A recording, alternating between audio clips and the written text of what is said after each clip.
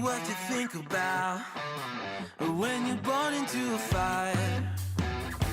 Let them burn it out. Sell them to the richest buyer. They wanna let the world decay. They tell us lies and fade away, fade away. We feel betrayed.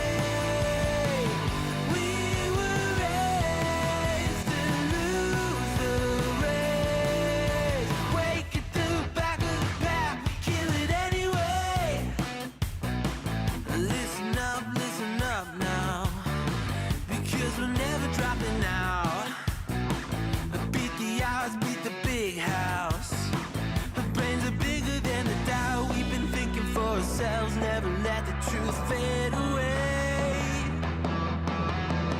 This is bigger than ourselves, we won't let the world burn away, burn away. We feel betrayed. We were raised to lose the race.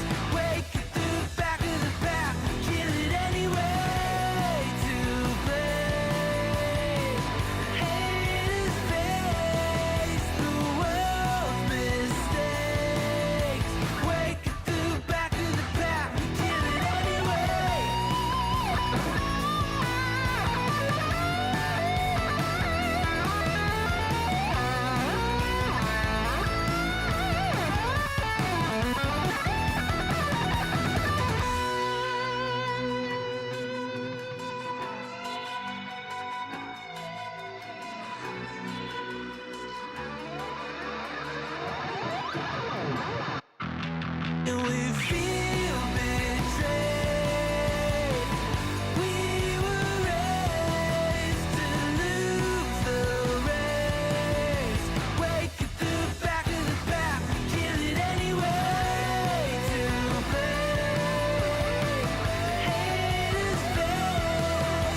Sorry, I'm here. I'm here.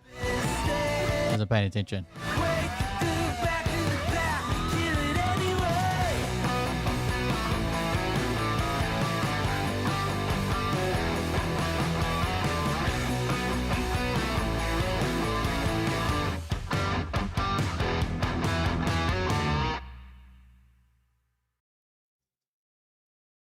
Here we go. Let's turn on Facebook. Facebook on. All right, give me just a second, guys. Welcome, everybody. What's happening? I was doing some investigating. Got lost track of time, so I am late. It happens. It happens to the best of us. Mostly me. It happens to me a lot. I fall down a rabbit hole. I've been searching about this tiny town in Kentucky, trying to figure out what the fuck is going on there, dude. Their mayor disappeared. I don't know. It's hard. It's hard to explain. All right, like, share, change accounts, refresh, and then we'll play the intro. Give me just a second.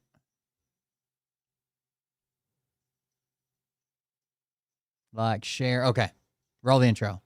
Losers.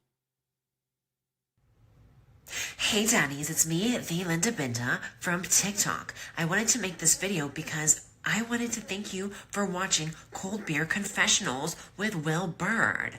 I think that's just incredible. I've watched a few episodes and I'm just like very intrigued. But you know what I'm most intrigued in is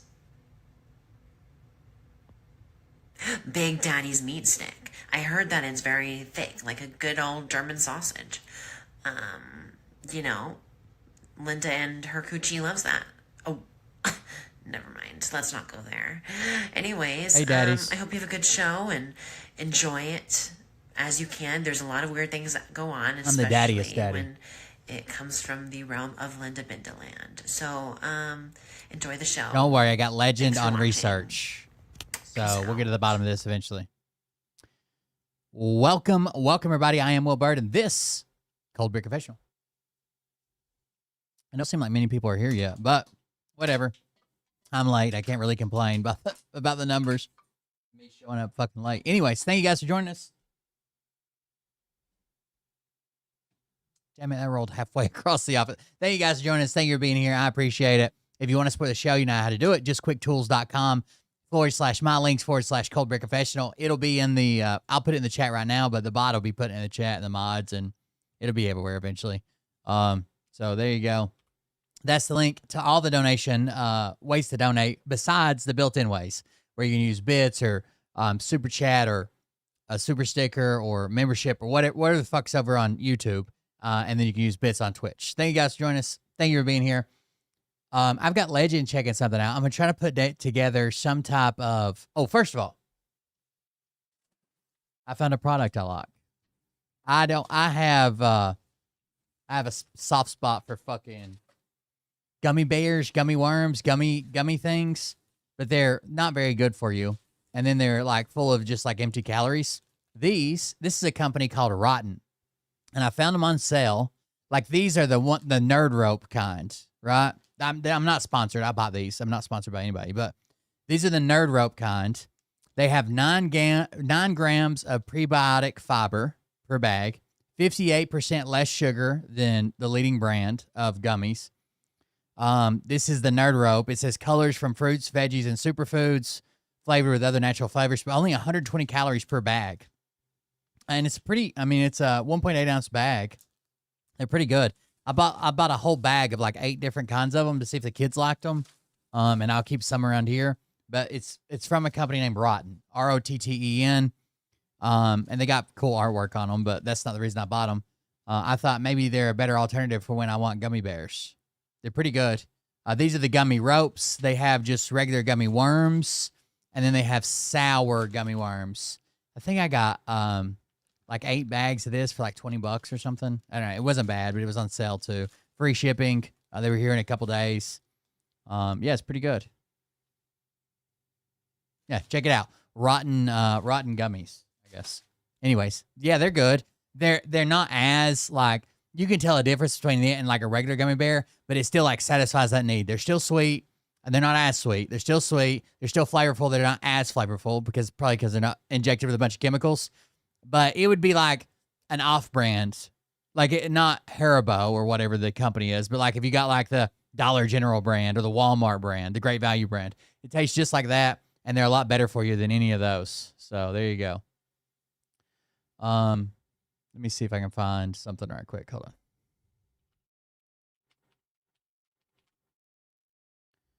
EatRotten.com looks like their website. EatRotten.com, one word. Yeah. Freakishly delicious candies. They're pretty good. I don't know. I like them.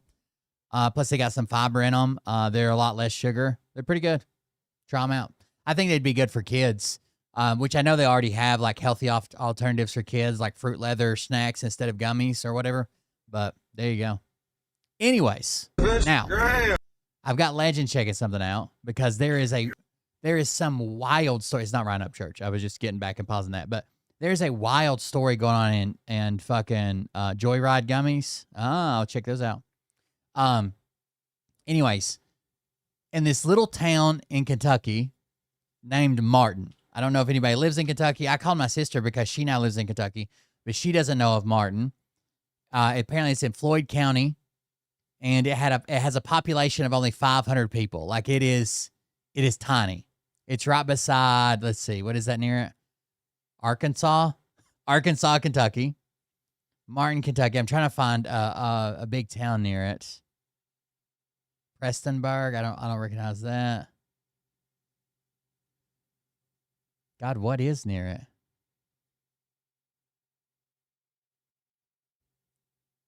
Nothing? There's like nothing near it. Anyways, Martin, Kentucky. That's what we're looking at today, boys and girls. Martin, Kentucky. Now, I want to put together a timeline and what's actually going on, okay? I don't know yet. The mayor has been missing for a week. Here's what I know so far. The mayor's been arrested multiple times for being drunk in public. On Friday, March the 6th, he showed up drunk, confronted a bunch of police officers and firemen, and cussed them all out, told them they were a big piece of shit, and then just disappeared. The chief of police has been going live every fucking day, talking about how he won't respond to their phone calls. No one's seen him. No one knows where he's at. No one knows what he's doing. The chief of police didn't even get his paycheck this week because usually the mayor brings it to him. He had to call like an alderman or whatever, and have his paycheck brought over to him.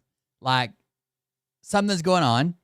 He's very upset. And there's also an issue with a police car. Apparently, firefighters from Martin were supposed to go to training in Elizabethton. That's not the Elizabeth that's near me. It's actually pronounced Elizabethtown because it's a different one. We call ours Elizabethton, but this is Elizabethtown in Kentucky. They were supposed to go to training. Instead of sending firefighters that were on the roster, like working firefighters to this training, the mayor stepped in and had some of his buddies listed as the ones going to the training. They told the chief of police they were picking up one of his police cars to take it for an oil change. And instead, the mayor and a bunch of his buddies took the police car, cut the lights, the wiring to the lights, ripped out the cages in the back of the police car, and took it on a joyride to this firefighter training where they got drunk, left beer in the car, did a bunch of crazy shit. Like, okay, I'll let the news story go. Check this out. Martin City Police Chief Michael Cagle is calling for Martin Mayor Sam Howell to resign from his position due to allegations of abuse of power and mistreatment of the city's first responders and citizens. During a Facebook Live protest that lasted for more than 5 hours, Cagle claimed the mayor recently took a cruiser to a fire training course in Elizabethtown. The only things that I would consider on Kentucky are Indiana and Ohio. They both kind of said on Kentucky. And returned it in poor condition. He said the vehicle was stripped of its interior barricade and police lights, and that an alcoholic beverage was left in the front. So they left beer in the car from their drunken shenanigans, okay? They ripped out the cage between the front and back seat, They cut wiring to the police lights. Like, what the fuck were they doing? Seat. Now he's making allegations against the mayor public and hopes to speak with him about the situation. The mayor and a bunch of the town drunks and city employees. So this is chief of police here. But the police only has 2 people. The whole department only has 2 people. Employees and people decided they were going to take off and go to the fire training, and we knew what that meant. That meant a bunch of slobbering drunks acting foolish all weekend, and we didn't want part of that. We wanted to go down there and do our fire training and enjoy ourselves. And on top of that, he sent a maintenance man to get the keys to this slick top cruiser that's our backup police car. Slick top just means it doesn't have the light bar on the top, right? The lights are hidden or whatever. It's fully equipped, blue lights, sirens, radios, everything. And said he's got the beer can sitting there. was going to change the oil in it. And then later on, when I pulled in, they were pulling the cage out of them, that protects the driver from the passengers if we arrest somebody. And they also cut our blue lights out of the sides, which is legally required if we use that car. So now it's inoperable. And they also... Now, this isn't just some random guy, or this is the mayor of their town. And I know it's a small town, but still, he's the mayor. Cut the wires to the front blue lights in the process of all this. If they were to get down there and get a DUI and wreck and kill somebody, that's going to fall back on me as the chief. And that makes me angry. I look for retaliation. I look to be fired probably. And probably more retaliation of whatever they can think of. I'm sure they're sitting talking about it right now. But I'm prepared for that. I know there's going to be retaliation because I'm doing the right thing. I'm out here publicly telling the truth. I have nothing to hide. I've tried to get the mayor over and over. This guy's the chief of police. He was kind of doing this alone, going live and calling this out this week. And every firefighter also signed a letter saying if he's fired or let go or retaliated against in some way, then the entire fire department's going to quit too. To come up here and talk to us like professionals. But right now, it's just a bunch of information. I don't know the timeline, how it happened, when it happened, what led up to it. It's just Legend's putting that together or helping me put it together if I can help at all. She'll probably have it put together before I can even get to it. But I want more information about this. This is crazy. Like adults, like men, on camera because I want it documented. But we haven't heard from him. Friday, he had a lot to say. He even made some threats because he was drunk. And now he's a ghost. I hope the mayor will resign. If he's not going to stop drinking and acting the way he acts, he needs to resign and let somebody take this city over and run it the right way. Mountaintop News had a like, how drunk do you have to be? I could imagine, like, getting a buzz and maybe people notice and kind of snicker and shit. How drunk do you have to be to show up to work and start threatening people, making death threats, and stealing police cars? attempted to reach out to Mayor Howell but was unsuccessful. Chief Cagle's allegations have not been proven in a court of law. Reporting for Mountaintop News, I'm Nick Collum. Martin City Police Chief Michael Cagle is calling for Martin Mayor. Pretty crazy, right? And then there's this other one that I shared to Legend, which we'll have to jump ahead in it some. Give me a second. I think I told her it was like 2 hours and 12 minutes. Yeah, okay, here. So let me open. This is a live stream. This is another interview he did with the local news. The same police chief. Right. I'm on live. I ain't got you on there. He says he's been getting death threats. If something happens to him, take care of his kids, keep pushing, don't let this fall through. So I don't know if the guy's like a paranoid lunatic or if he's legit got issues with, I don't know what's going on. But here's an interview he did with the news. What I'll do is get you right here, if that's okay. That's right in the background. I was wondering if he was doing it. Because I was going to call him this morning just to follow him We're around. not live. Everything here is pre-recorded. I know you're live, but Okay, yeah. I'm just trying to get some attention to get this problem resolved. Thank you for messaging me. Absolutely.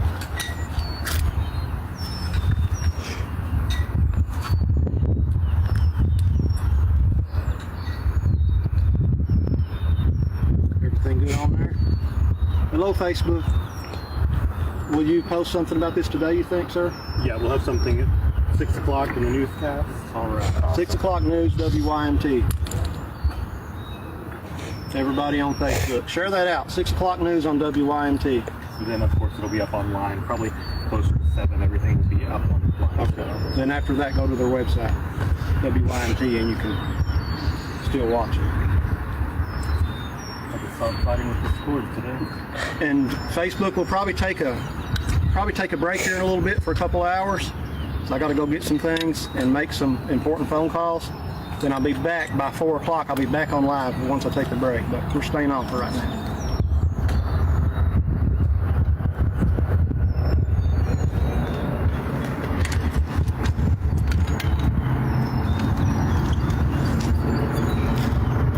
The interview starts soon. I don't want to skip ahead to miss it, but it does start soon. And the camera's not even there. I'm gonna hold my phone. So first thing I'm gonna have you do, you can say and spell your first and last name. Michael Cagle, Michaelcagle, Chief of Police for the City of Martin. Just kind of walk me through the issues that brought this on. Okay, this is an ongoing thing. I was hired here almost going on 4 years ago as a police officer. About 2 weeks ago, I was voted by City Council to be the police chief here. And this is an ongoing problem with our mayor, Sam Howell, who, in my opinion, is an alcoholic. And when he's drinking, which is most of the time, he wants to bully people, intimidate people, yell at people, cuss at people. And we're tired of that. And there's a lot more things going on. But the reason I'm out here today, and I guess this past weekend has pushed me to it, is we had fire training for our fire department, which is a 3-day event. They do, I assume, every year, I don't know. But it was in Elizabethtown, and our firefighters were going to go until the mayor decided he was going, and he wanted some other people that weren't firefighters put on the roster so they could go. And the fire department knew what that meant. That's going to be a drunk weekend party of a bunch of slobbering drunks. And we didn't want to be part of that. The fire department didn't want to be part of that, so they decided not to go, which angered our mayor. And he also wanted me to go and drive my police cruiser, and he got angry with me because. So he wanted his buddies to. So it's like when you do like corporate training or whatever, right? Instead of doing the training, you're really going down there to fucking hit the bars and hang out with people, right? I wouldn't go, and in my opinion, he expected me to protect him and the drunks down there at training. I think in his mind he thought I was going to protect them from getting in trouble or something like that.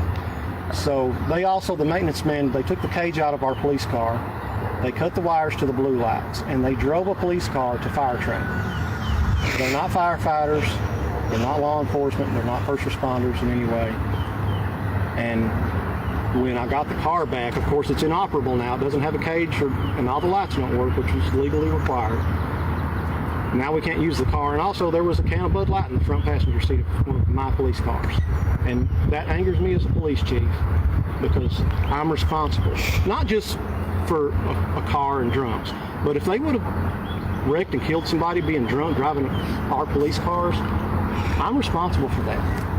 And that's ridiculous to me that a mayor would have that done and be okay with that. But I'm not okay with it. And all this stuff that I just talked about, that stops. Whether I'm the police chief or not, I expect retaliation. I'm sure they're sitting right now thinking of things they can do to stop me and retaliate against me, and I expect that. I'm prepared for it. I knew that going into this. But I'm going to stand here and tell the truth until hell freezes over. And there's a lot more that'll come out in the near future, but some of it I need to save.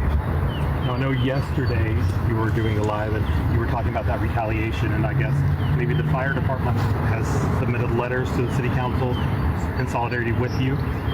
They did, and I actually encouraged them not to come join with me because I told them this is something I'm doing. Nobody has to be part of this because it's going to cause you trouble like it's going to me, I'm sure.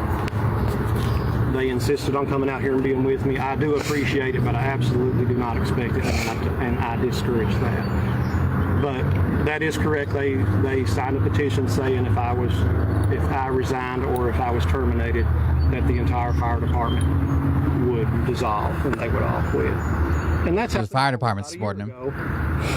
I don't know the details of that, but the previous firefighters have told me it was because of the mayor, Sam Howell. And have you heard anything at all from Howell? We haven't heard a peep from Sam. I haven't. And nobody here has that I know of. Sam Howell is the mayor's name. There is a news article of him being arrested by the sheriff drunk in front of a gas station in 2018 when he was the mayor then. We've been trying to get in touch with him. When he was drunk Friday, cussing everybody out, he had a lot to say. I wonder what you get paid to be the mayor of a town of 500 people. But he hasn't had much to say since then. We haven't heard from him. We haven't seen him. We've asked him to come up here and peacefully talk to us. I mean, he's my boss. I'm the chief of police, and I can't get a hold of the mayor. And I'm doing this not only for myself, but for all first responders and for the whole community, for all the people of Martin, because they don't deserve this. They don't deserve this kind of treatment. And I'm going to put a stop to it. Sounds like you get access to a police car for you and your drunk friends. I don't know. I've never been the mayor. On Facebook, the call is for him to resign. It is now. That's my call. He needs to resign because he's doing a terrible job. What are your hopes looking forward to a solution to this? A new mayor who will actually do the job of a mayor and be a professional and not be, in my opinion, an alcoholic like he is, and do better for the city. The people of this town deserve better. Talk a little about the community response that you've seen. I know a lot of people have been coming up to you on those live videos. Talk to me about the community response since this began. The response from the community has been wonderful. I've had, I think now over 200,000 views on social media, and the people in this community have supported me to the end. I've not even been able to open all the messages. I was up till about 3 a.m. and I couldn't answer all the messages. Hundreds, thousands and thousands of comments of support. Now, I do have some haters. As you've seen, I posted on Facebook, one of the city council members. Seems like they're up there. The guy goes live every day. Seems like there's got like maybe a protest together where everybody's protesting. Blake Spears. Dude, a town of 500 people. I could take enough followers there probably to become mayor. To the fire department and tried to intimidate me. I got a little bit of hate from Charles Justice, another city council member. Of course, they're mad when you get out and tell the truth, because I guess that's a terrible thing. I always call them aldermen because that's what we call ours, board of mayor and aldermen. But yeah, city council members or city council representatives or whatever you call them where you live. But overall from the community, I've had extreme support. And I appreciate every one of them. Now, this guy's only been chief of police for like 2 weeks. And I want them to know they're welcome to come join us up here. Just all I ask is if you join up here, just keep it peaceful and legal.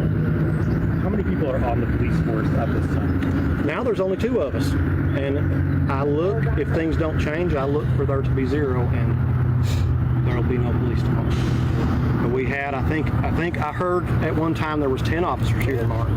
And then it got down to 6, and then there was 4 here before I was chief, and now we're down to 2 officers. So if something doesn't change, and we don't get some new leadership, we're not even going to have a police force in this city. We saw it in January of last year when the fire department. This news article says WYMT has attempted to reach Mayor Howe through multiple avenues, all the avenues that we could find, and has not received any response. The station has also contacted 2 city commissioners and the city attorney for comment. No response has been received, though one commissioner said a statement would be forthcoming soon.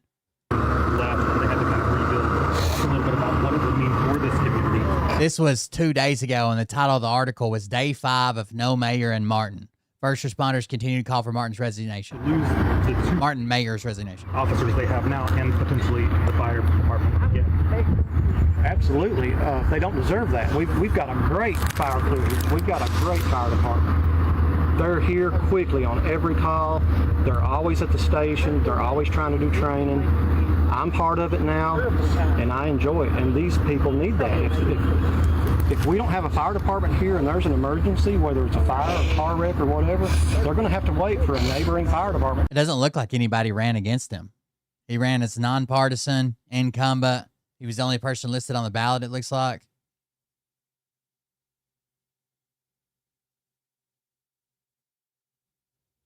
To respond if they're available. And then as law enforcement, I live less than a mile away. I get called out all the time when I'm not working. On my days off, I'm out a lot working just to help people because that's who I am. With or without a badge, I help people. And that's what I do. If people need help, even if it's my day off, if I can come out and help, that's what I do. And for us not to have a police department in town is a disgrace. And it hurts the people in this town because when they have an emergency and they're on the phone with 911, they don't want to wait for whatever law enforcement agency responds from wherever in the county or other counties. They need their own police force right here in this town that can be here quick like we are. I believe you mentioned this morning this isn't your first rodeo with a situation like this. Do you want to dive into that at all? Not yet, but I have worked under corrupt politicians in the past as a law enforcement officer. One of them was recently... I think they interview another either firefighter or police officer in a second. I'm just tired of it, and it's going to stop. It is going to stop, and I'll stand and tell the truth and speak against it until the day I die. If we're good, anything you want to add? I think that's all for me. Thank you, sir.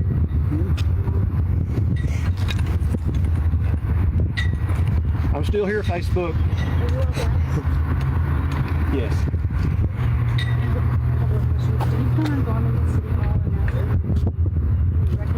I'm going to go in and ask to speak to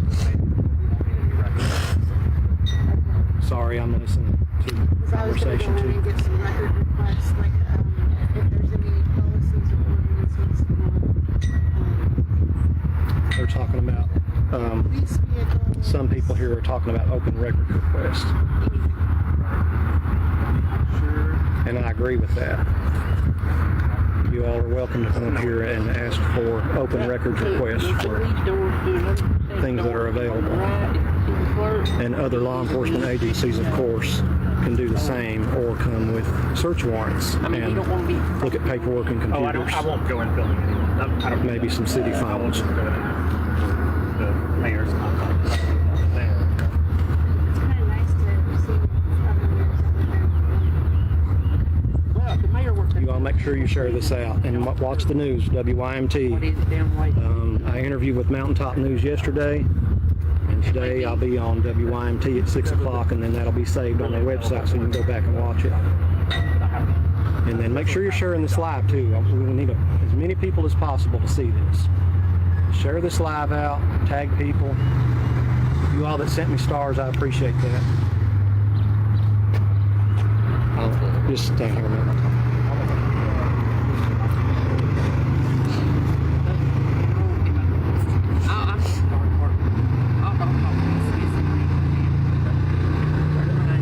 Hold on, there's another person that gets interviewed in just a second.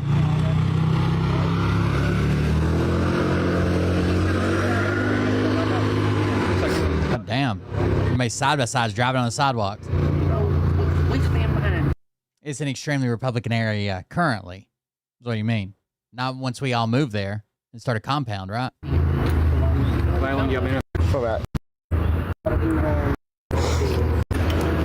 I can't stand the dead space. I gotta find this. Okay, here we go. Benjamin Mead, BenJaMineade. He's not a police officer, is he? Fire. He's a fire chief?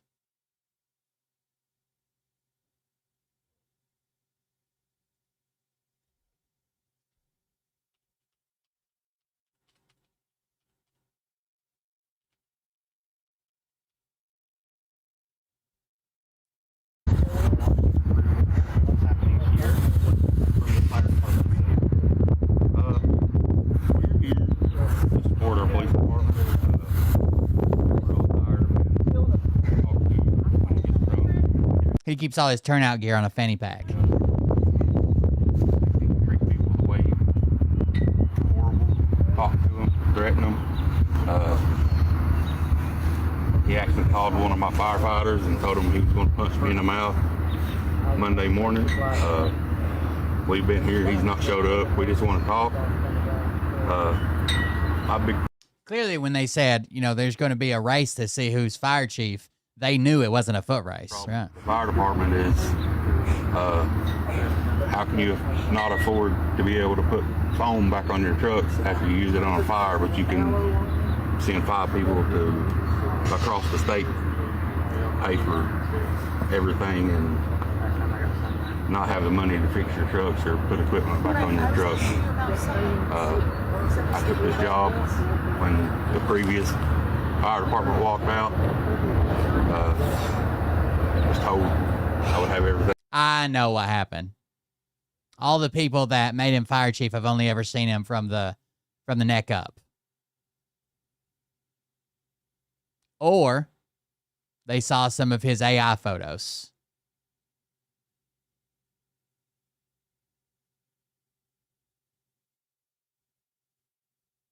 Gotta be it. Oh, he makes a hell of a Santa. That's true. Maybe that's what he was elected for. How good he is as Santa.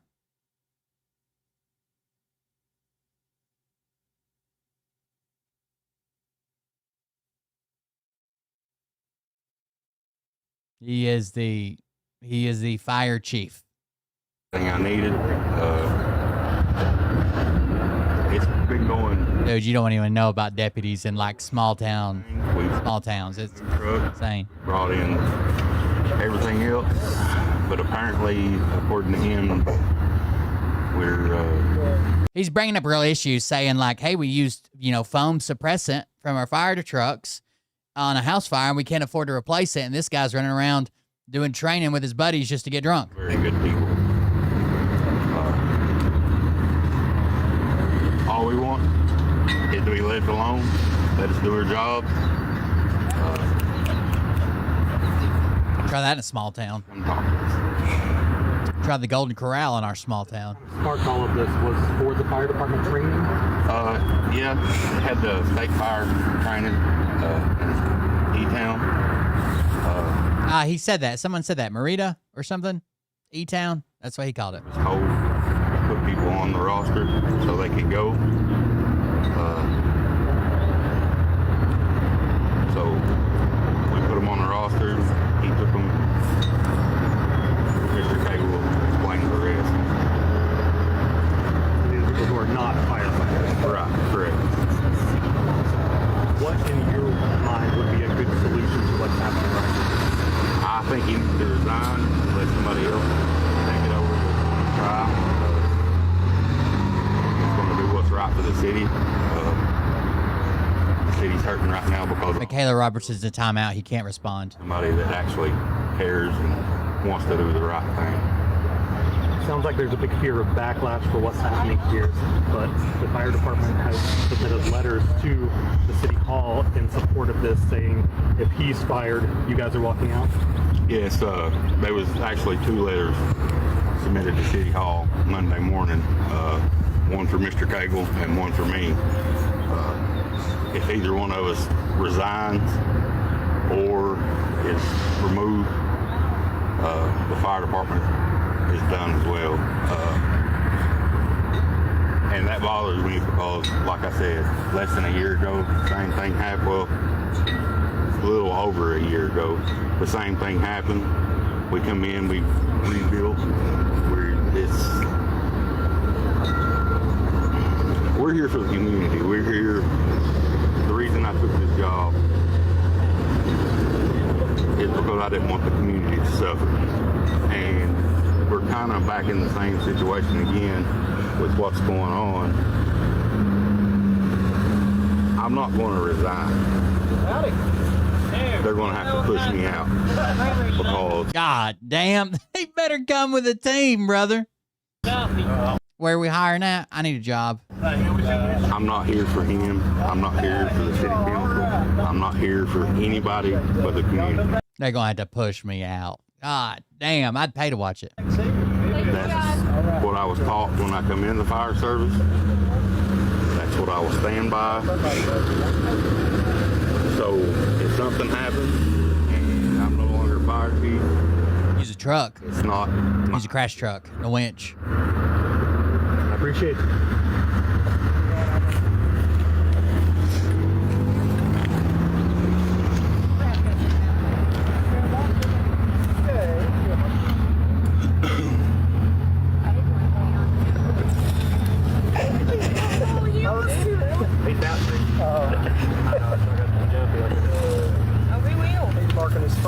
Sorry, I'm reading some comments. I'm trying to get a feel for what the community's like saying.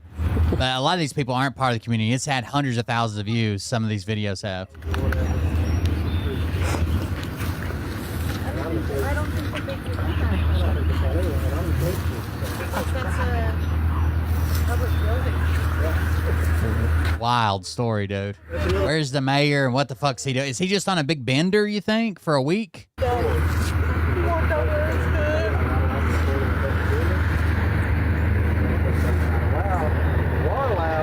Clearly, you haven't seen my work. If you'd see my work, you'd be like, stay at home.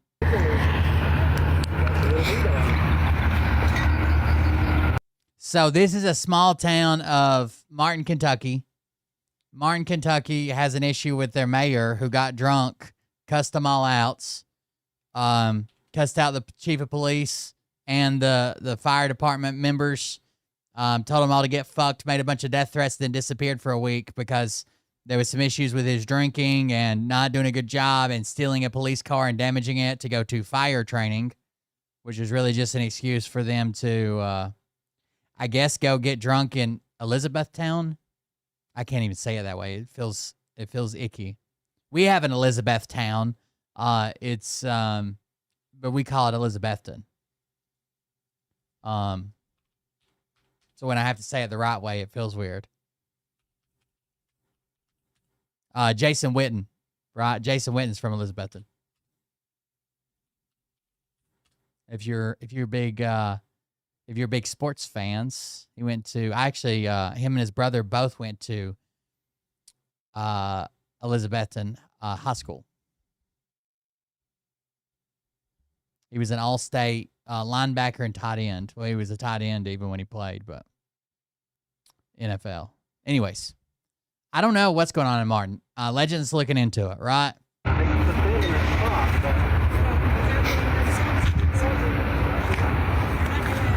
We're starting a 501c4? Beautiful mayor. And then on this guy's page, so this is Michael Cagle. He is the chief of police, but for only 2 weeks. Now, he goes live every day, like exposing shit, but here is the thing. It says, Martin City Mayor, the same mayor, Samuel Howell, was arrested on Friday, court documents show. Floyd County Sheriff Sergeant Oliver Little, so this is the sheriff's, not the city, arrested Howell, 39, of Ice Plant Hollow in Martin shortly after 9 p.m. on Friday, August 24th, charging him with alcoholic intoxication in a public place, a misdemeanor. Sergeant Kevin Shepard and Deputy Stephen Clark were listed as witnesses to the alleged incident. The citation and Little noticed Howell, who appeared to be under the influence while standing outside of the Speedway gas station. So he's just drunk in 2018, standing outside a gas station, just hanging out.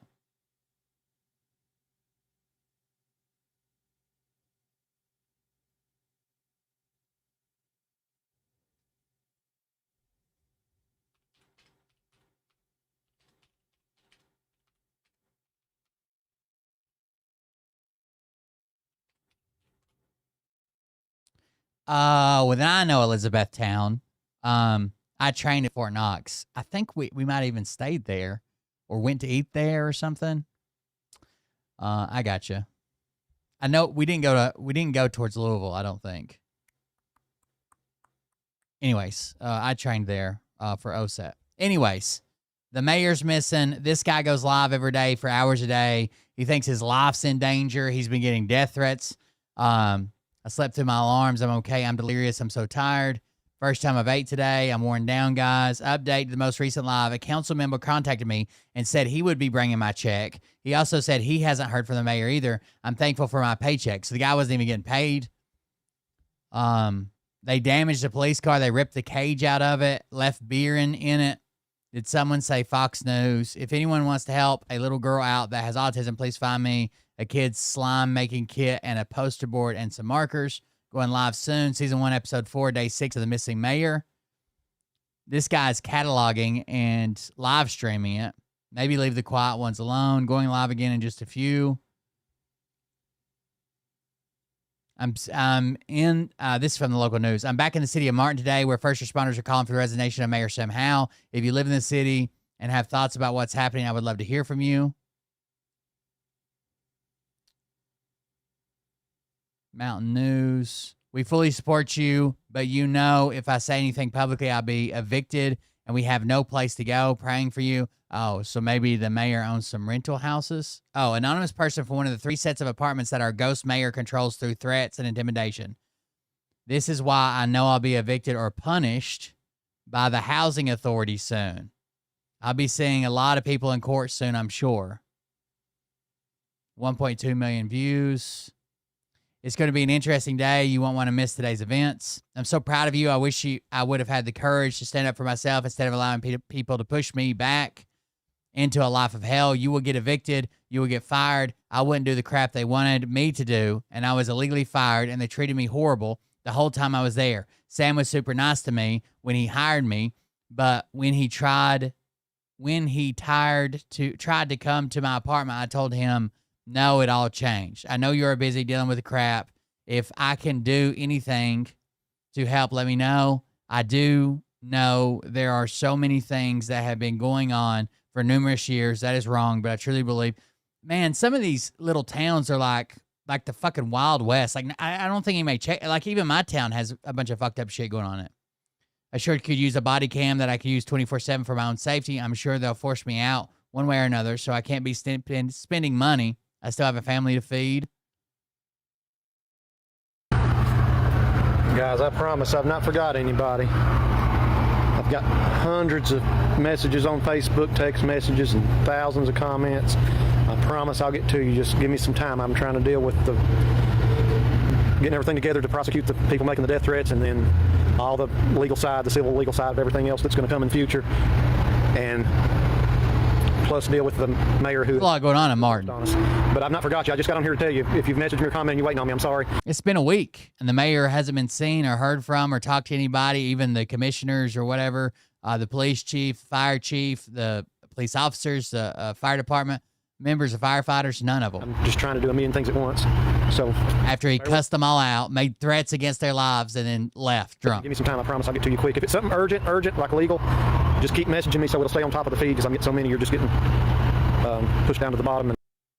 And this is the guy exposing it, apparently. Wait. I got into it with that crazy that I was living with. He got the city police to bring his sister over, him and her both hitting me in the mouth and head, and I went to the hospital and had a concussion. And where I have that tumor on my brain, I had to stay in the hospital for 72 hours for observation. I had a concussion and bruising, I guess, of the brain, contusion on my face, and all my stuff is over there. It's a fucking sink full of hair. So let's start with how this day started. June 1st, 2021. Kristen wanted to leave him. She had made arrangements to be leaving this alcoholic and abusive man that's a so-called oh, this is his girlfriend or something? He always did make his threats that he would kill her before he would let her leave him. He even made threats about her kid and family that he would kill them all. How can this go unnoticed? Okay, so that evening he's supposed of come home drinking and running his mouth off to a 10-year-old to Parker because he didn't want to eat steak that Sam had fixed. So Sam was running his mouth on Parker and had made him cry. So Kristen called her mom, Evela, and told her to come and pick Parker up. So Evela goes and picks Parker up to find him crying on the front porch and Kristen and Sam arguing in the house. So after they had got home, Evela gets a final text around midnight telling her to give Parker a hug, that she loves him. Around 2 a.m., Kristen was on the phone with a friend that overheard Sam and Kristen arguing, that she tells Sam to get over there and leave her alone. And from that time till around 6 a.m. that morning, she was found dead. So the story goes beyond measures. So his line of story is he passed out on the couch at 9 that night and didn't wake up till 6 a.m. in that morning to find Kristen hung in the basement. But instead of him calling 911 for assistance, so this guy may have murdered his fucking baby mama or something. Instead of calling 911 for assistance, he calls the city of Martin coroner. So the city of Martin coroner calls KSP, Kentucky State Police. So he tells them he cut the extension cord from around her neck and tried CPR. And to thank the coroner, they just keep writing coroner of Martin, was to call my sister Evela, Kristen's mom, to identify Kristen's body. They didn't. So before my sister knew Kristen was dead, they was already on their way to Frankfort, Kentucky for the autopsy. So Sam Howell sent Kristen's brother, Kendron, a text telling Kendron his sister was dead, so who failed to do their job. So I want everyone to stop and think what a mayor they have running their town of Martin, Sam Howell. I have seen pics on where he has beat my niece and messages where he has threatened her, and been also told by several people that he has a bad reputation on women. Rumors was was also told where he worked over at the prison in Martin that he was asking on how to kill someone and not get caught.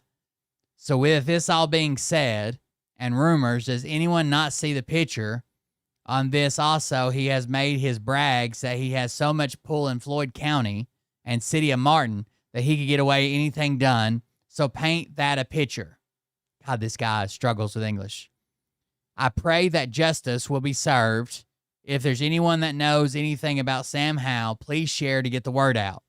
What man would keep my niece's stuff and not return her personal belongings to her grieving mother, Evala? That is the only thing she has to remind her of her own daughter.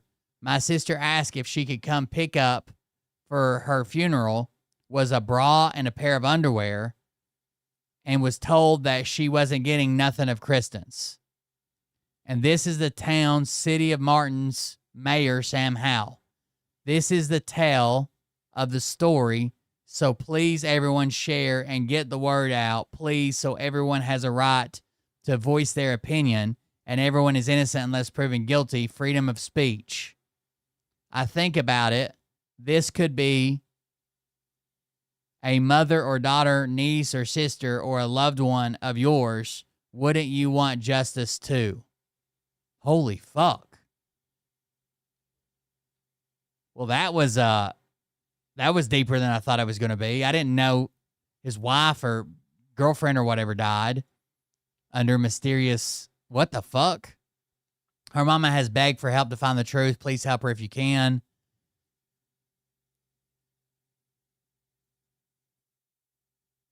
Thank you for sharing. We've been screaming about this since 2021. I never did understand why he wasn't a suspect in her death. I'm sure everyone thinks he did it.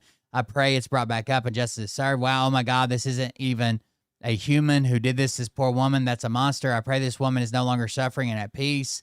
This man needs done the same way she was done. Just leave his ass there. I'm so sorry this woman was treated this way and found the way she was.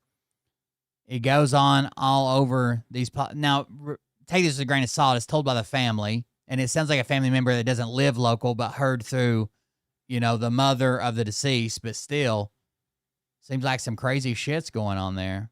I thought it was just like a, domestic violence. I didn't know it was fucking murder. Going live ASAP, have to deal with the death threats. Well, the death threats have begun. Everything is being investigated and reported to other law enforcement agencies. Going live around 3. I don't know. Legend, you got to work on this, okay? I don't know. I'm in over my head. They're making memes of him. And again, like I said, he's only been chief of police for 2 weeks. Apparently, he's been part of the police department for 4 years. But 2 weeks ago, he was voted in unanimously. All 6 members voted for him to be chief of police. And in those 2 weeks, god damn if there hasn't been a lot of shit going on. I just found this today. So, are you all getting filthy rich on Facebook like me? I don't know how to spend all this money. He's made $1.38, apparently. Better than zero, though, no? Oh, that's those buildings I used to build. This is where I shot myself with a nail gun. The story I always tell was at a place that built these buildings. They're ran by like a mafia-like family that control these buildings and where they're allowed to sell, where they're not allowed to sell and shit. It's a really interesting story. In fact, the guy who financed Mike Penny, when Mike Penny was doing all his shit, like his grifting shit, is a guy that's big into these buildings and selling them. And he's a very, very wealthy man from this business. 4. Is the chief of police selling buildings as well? Share this so people see me.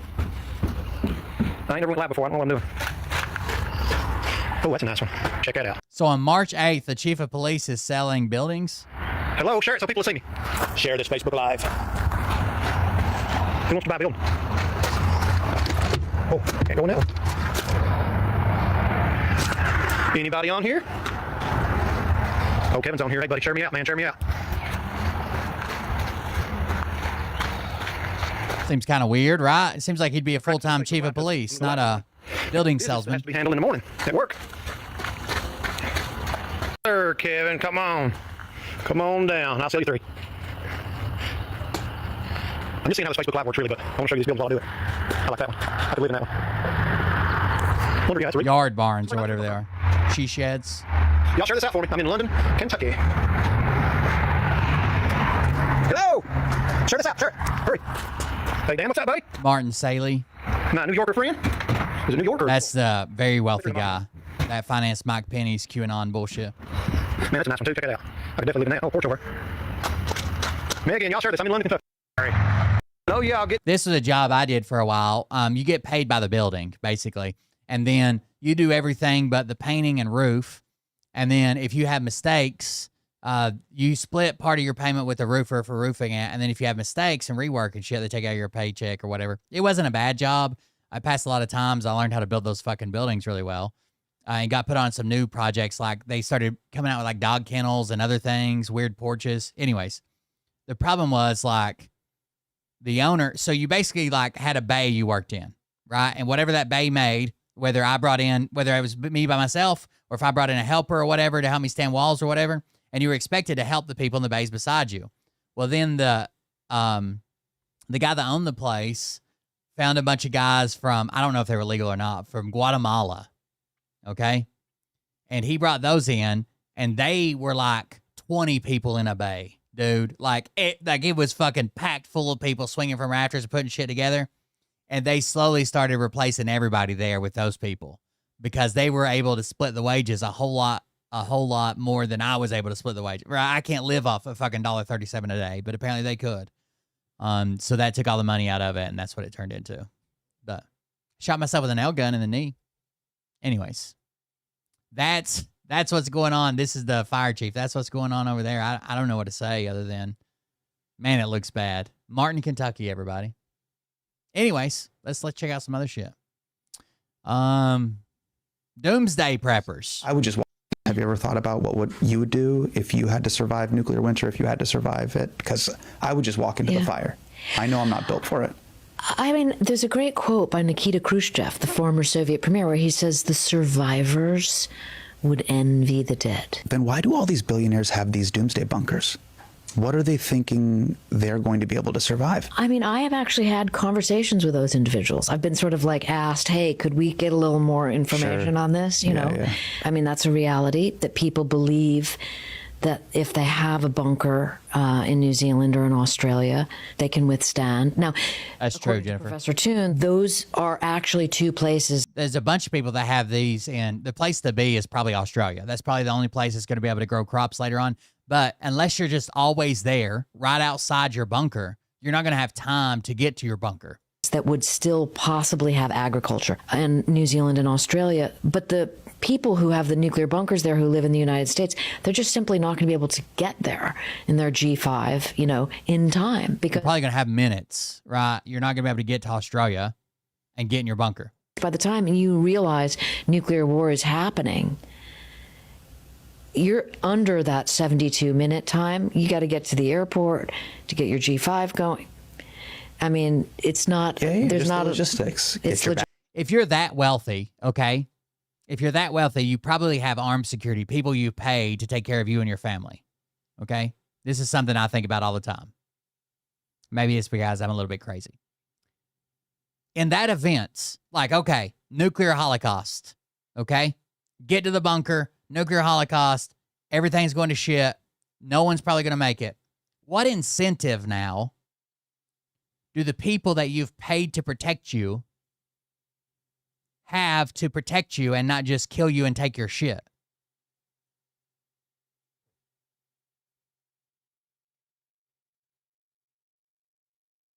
Money?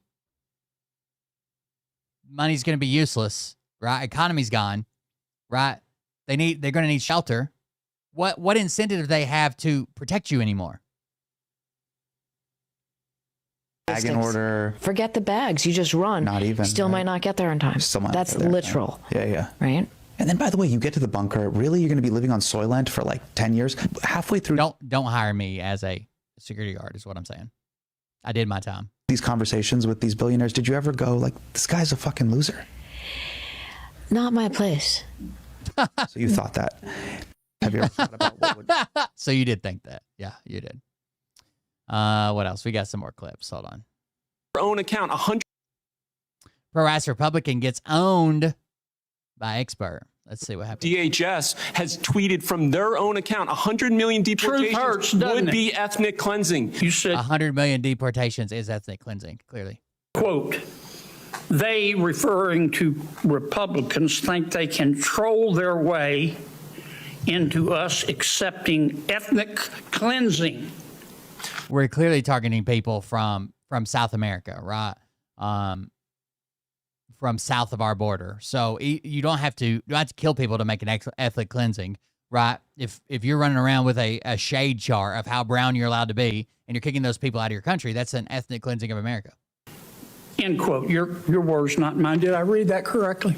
That was in regard to a Department of Homeland Security post about advocating 100 million deportations. That is what DHS had own account. 100 million deportations would be ethnic cleansing. You would be removing 1/3 of the country. So yes, there are people within the Department of Homeland Security. And you don't think this is hyperbolic? Give me 30 more seconds. I think advocating 100 million. We think that DHS is tweeting 100 million deportations as their goal, and that's hyperbolic. That's what it's supposed to be. I'm having fun, ethnic cleansing. On February 5th, you quoted you said the following on Bluesky. Your time's up. These are all good, but there's no enforcement mechanism. I'm sorry. Let me try a better one. On March 2nd, you said, quote, if you rule against Trump's population purge agenda, no hyperbole there, the nativists will name you, threaten you, and come after you. These judges are much braver than the ICE agents who hide behind masks while violating the Constitution. They are. I agree with that 1,000%. The judges are braver to standing up to Trump than the masked agents. Are much braver. They put their names on their rulings and they stand behind their constitutional rulings. When I talk about population purge, I'm talking about the fact that they're trying to deport U.S.-born citizens, people born here. They are trying to deport them as well. So it's not a mass deportation agenda. It is also an agenda intended to reduce the population of the United States, including U.S.-born people. So these are not hyperbolic statements. I appreciate you reading my account. I appreciate the good news. What planet did you just, wait a minute, Mr. Chairman, what planet did you just parachute in from? No. Hey, guys. What planet did you parachute in from?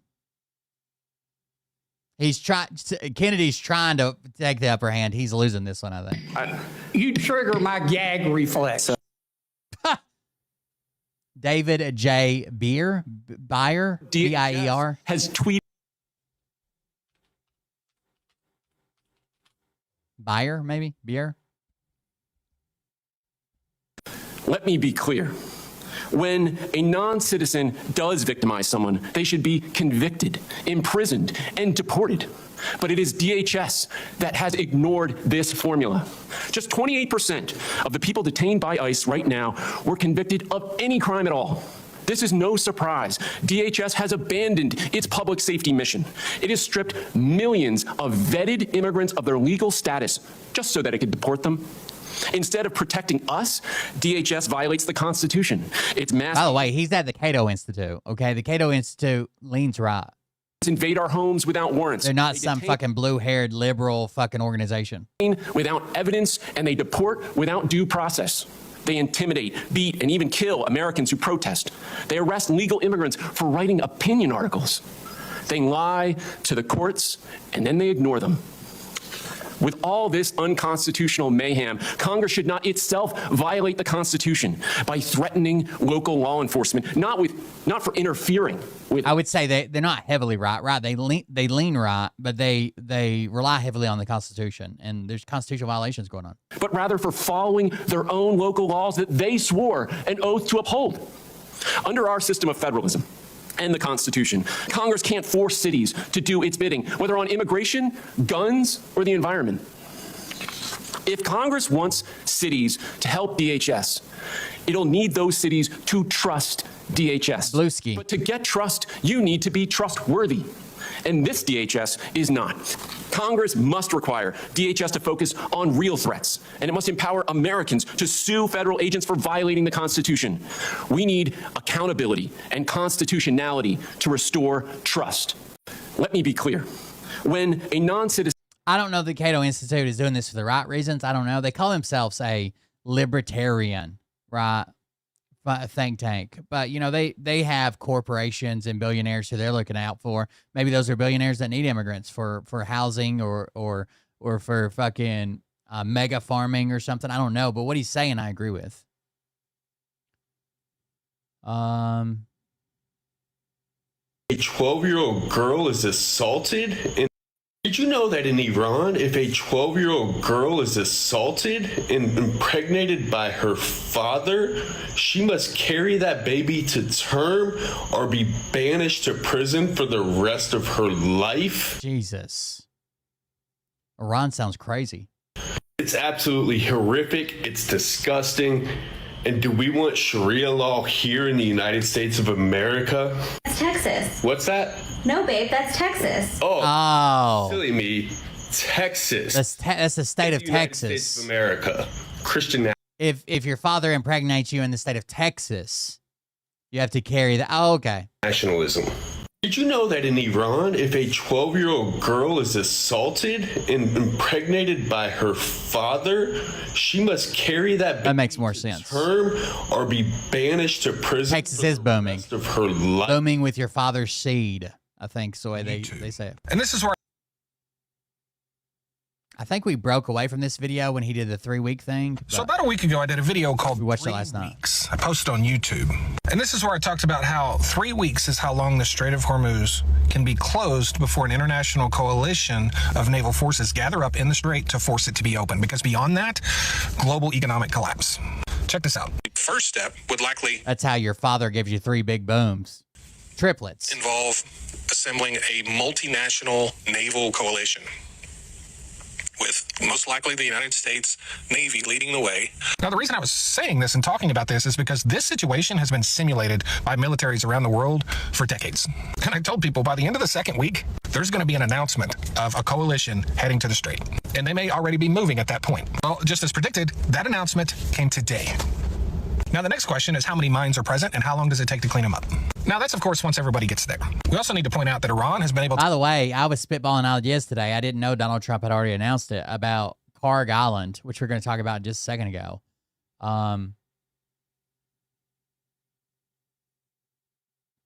He claims they didn't destroy the oil infrastructure, just the military assets there, but there's an airfield there. There's a bunch of civilian population there as well.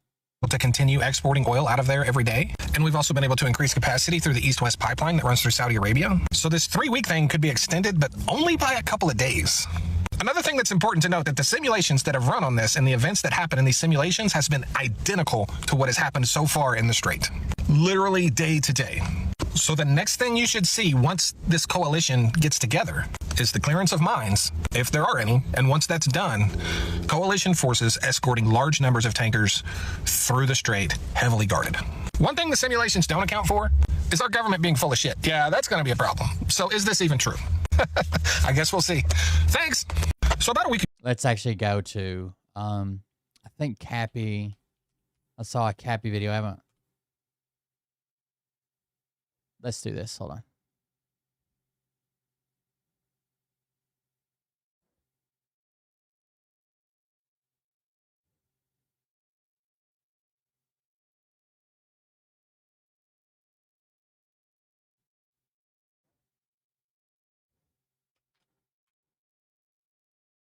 This is Iran's Karg Island, where 95... Karg Island is where all their oil comes from. And the reason they use it, I don't know what he's going to say in this video. The reason they use it is instead of putting a bunch of small ports in everywhere or closer to where their oil pipelines or where their oil is actually at, Karg Island has actual deep waterways where these super tankers or giant tankers, whatever, I think they're called super tankers, that carry the oil, where they can actually get in there at the, at the right depth.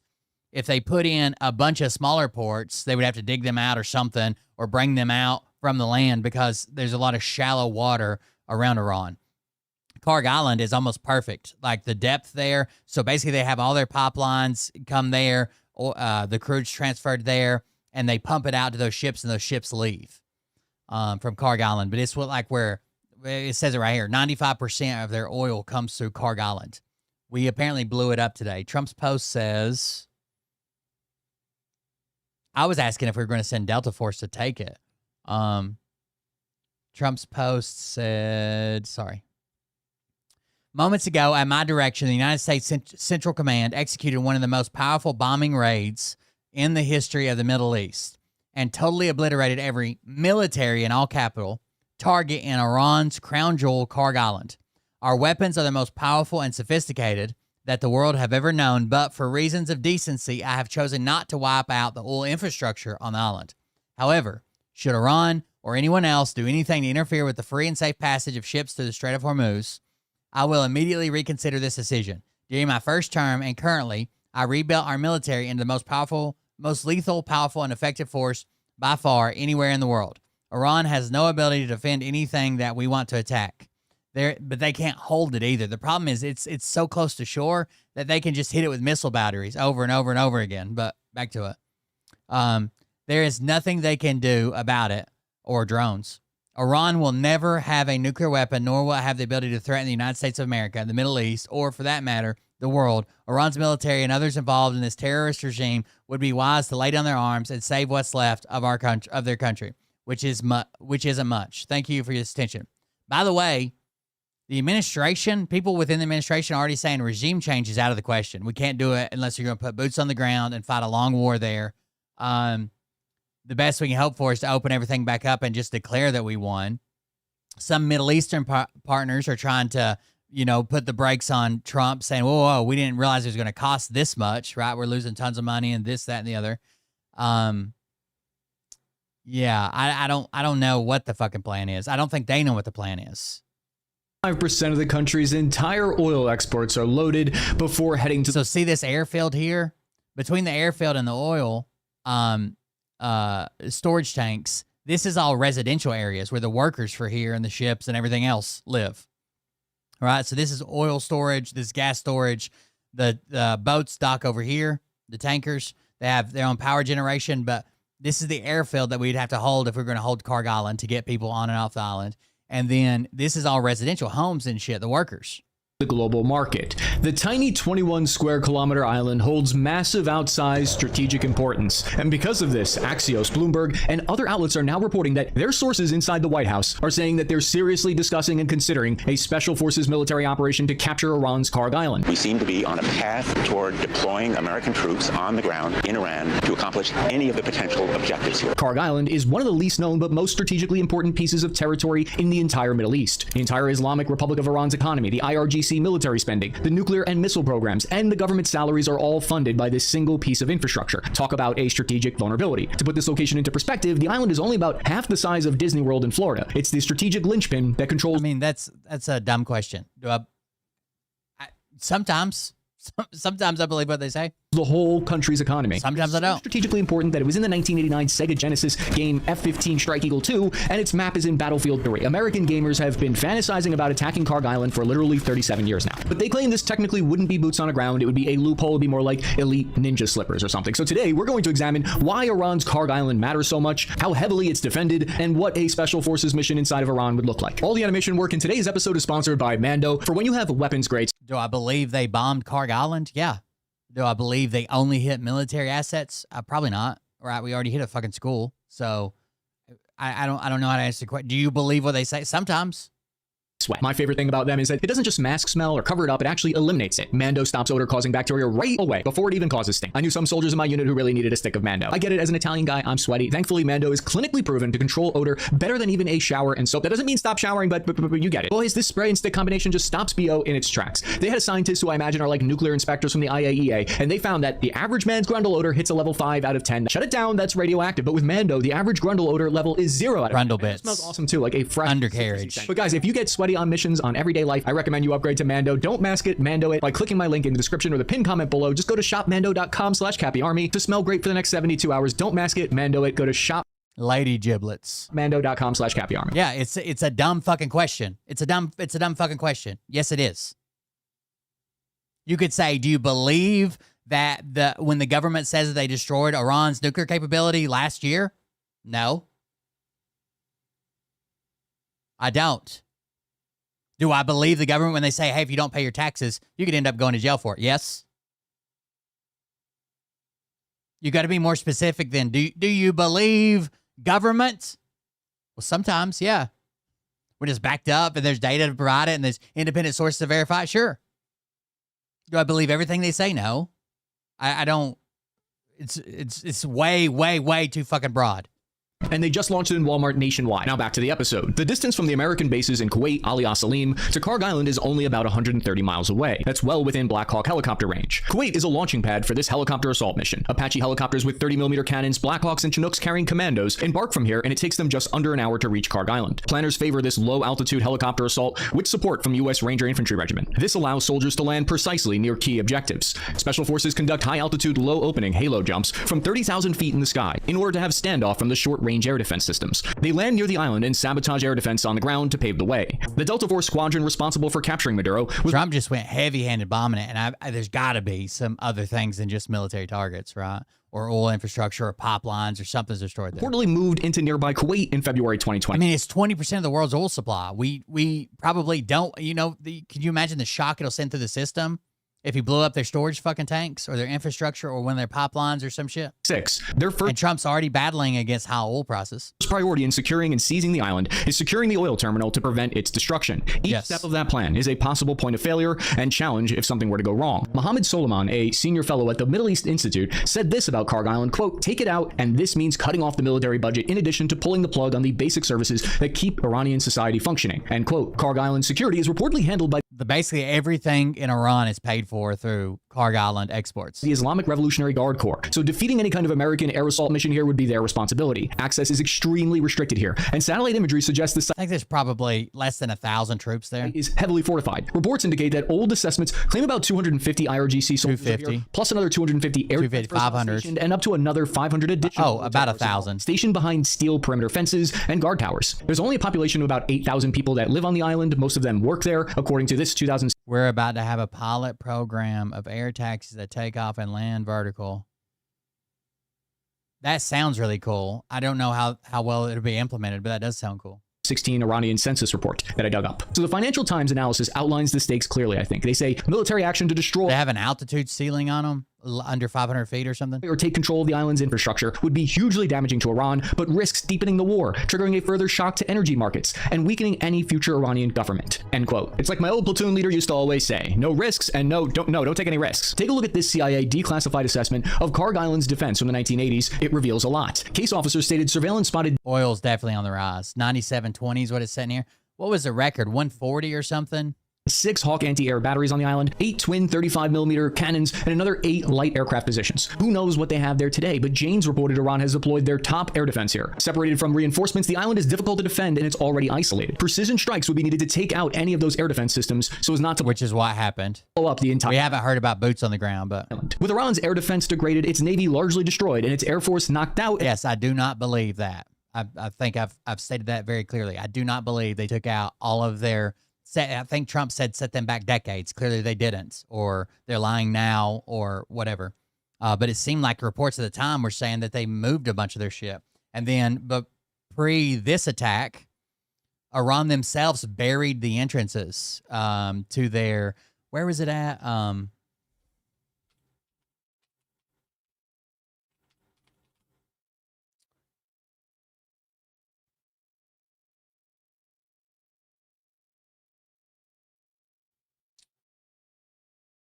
Isfahan. So the big Isfahan nuclear site, they buried their own entrances pre this attack.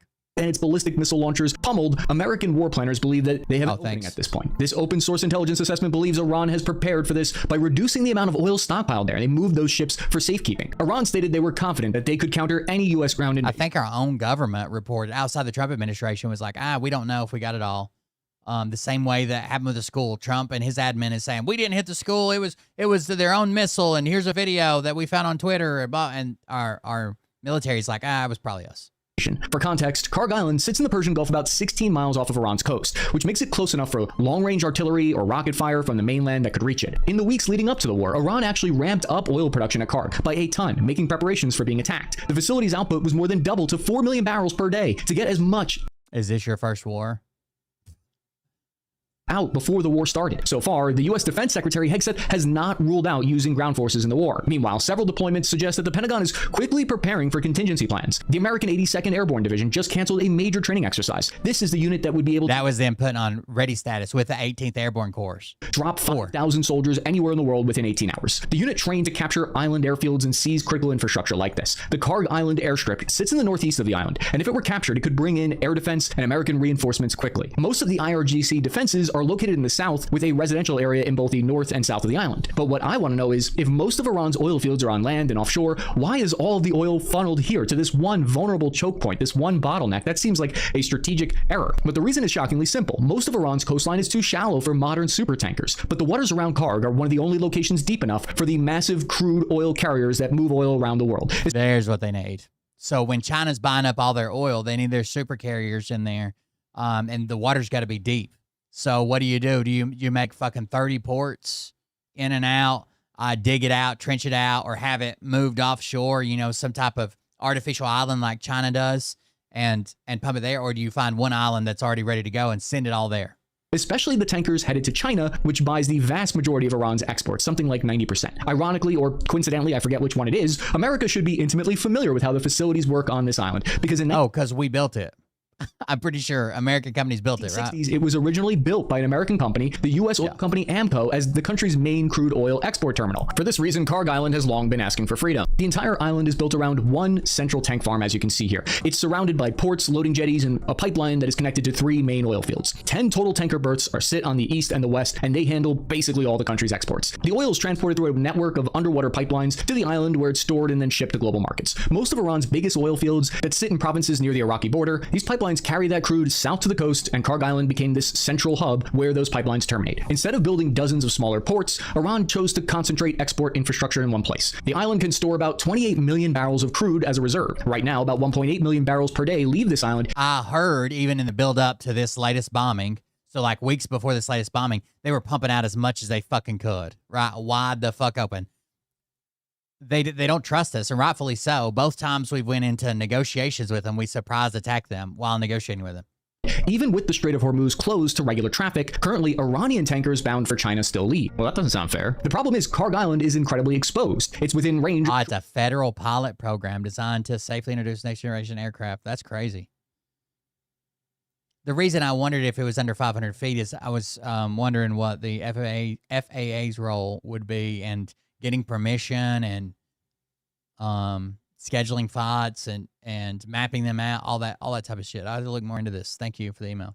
Short-range missiles and drones from across the shore. You just saw on March 11th, 3 ships were hit by the Iranian IRGC forces while they were trying to pass through the Strait of Hormuz, showing Iran's ability to continue with accurate attacks and targeting within this short range. Currently, Iran is exporting more oil than ever before, even before the war, because they are only letting their own ships through. The mission to strangle the Islamic Republic's oil at Karg Island is also politically risky, because American support for even this current level of escalation in the war is low, sitting at around 40%, according to multiple polls, which are imperfect, but they give us a snapshot of an idea. Even though it's even worse when we start talking about boots on the ground. Around 84% of Trump's base that is in favor of the war. Overall, most Americans are not supportive, especially of any kind of prolonged war or any kind of soldiers seen operating on the ground in Iran. The White House appears to be looking for a repeat of the Venezuela raid. The conditions here, though, are far different and don't have the element of surprise. One of the reasons I think this is a likely future target for the U.S. and why they will possibly attempt to capture it is because controlling it is a similar tactic to blockading Venezuela's oil in order to essentially control whatever regime in Venezuela is in power ended up doing. Despite those defenses on the island, U.S. planners believe an opportunity exists because Iranian air defense across the south of the country has already been heavily degraded. Its navy has taken significant losses, with an estimated 42 ships sunk or destroyed. Large parts of the Iranian Air Force have been knocked out. Over 300 ballistic missile launchers have reportedly been destroyed, and over 1,000 troops killed. In other words, the window for a raid might exist only after Iranian defenses have been sufficiently weakened. And with the Kurdish forces on Iran's western border reportedly now unable or unwilling to join, Iraqi Kurds rushed to quash reports of Kurds leading any type of uprising in Iran. Trump says he told Kurdish forces to stay out of the war. In the fight on the ground, the pressure to send in ground troops to achieve some of America's objectives. That's probably better, honestly, because usually what happens is we use them until we can use them no longer, then we leave them all to die. is growing. But Iran has already surprised U.S. war planners once before by knocking out at least one American THAAD radar, which is worth $300 million at least, with preliminary reports stating that 3 other... Holy shit. Thank you very much. I didn't even know memberships were on. Thank you very much for gifting the memberships. Grassroots. I appreciate that. I don't even have an alert set up for it. I didn't realize that Facebook or YouTube memberships are on. Thank you. Of these radar systems may have been destroyed, along with Patriot radars as well. There's only 13 of these radar systems that have ever been produced. So that's what their the RGC Navy does. Use speedboats and jet skis and shit. Be the first time that a radar like this was destroyed, and it would represent a major blow. It's a strategic level theater asset that takes 3 to 8 years to replace. Despite this loss, though, air defense interception rates remain above 90% against Iran's ballistic missiles. Right now, as we speak, we're seeing pieces of the fresh THAAD interceptors being moved from South Korea and redeployed to the Middle East to cover down on these losses. There are concerns out there that this limits the Americans' ability to deter war in the Pacific against China, but I think we've learned from evidence of Iran's much more limited and less capable ballistic missile attacks that any kind of large-scale Chinese ballistic missile attack in that region would quickly destroy some of these systems. And deterrence will more likely depend on offensive capabilities than defensive. The U.S. was caught off guard by the Iranian Shahed drone abilities to evade their air defense. 7 Americans have been killed in action and 150 wounded, with 8 severely wounded so far. The biggest proponent of seizing Karg Island appears to be Michael Rubin, a former senior Pentagon advisor who has briefed the White House directly about the island, saying, quote, "If Iran can't sell their own oil, they can't make payroll. No matter how much we bomb, there is not going to be regime change until we fracture the Revolutionary Guard. And if this can be a fairly non-violent..."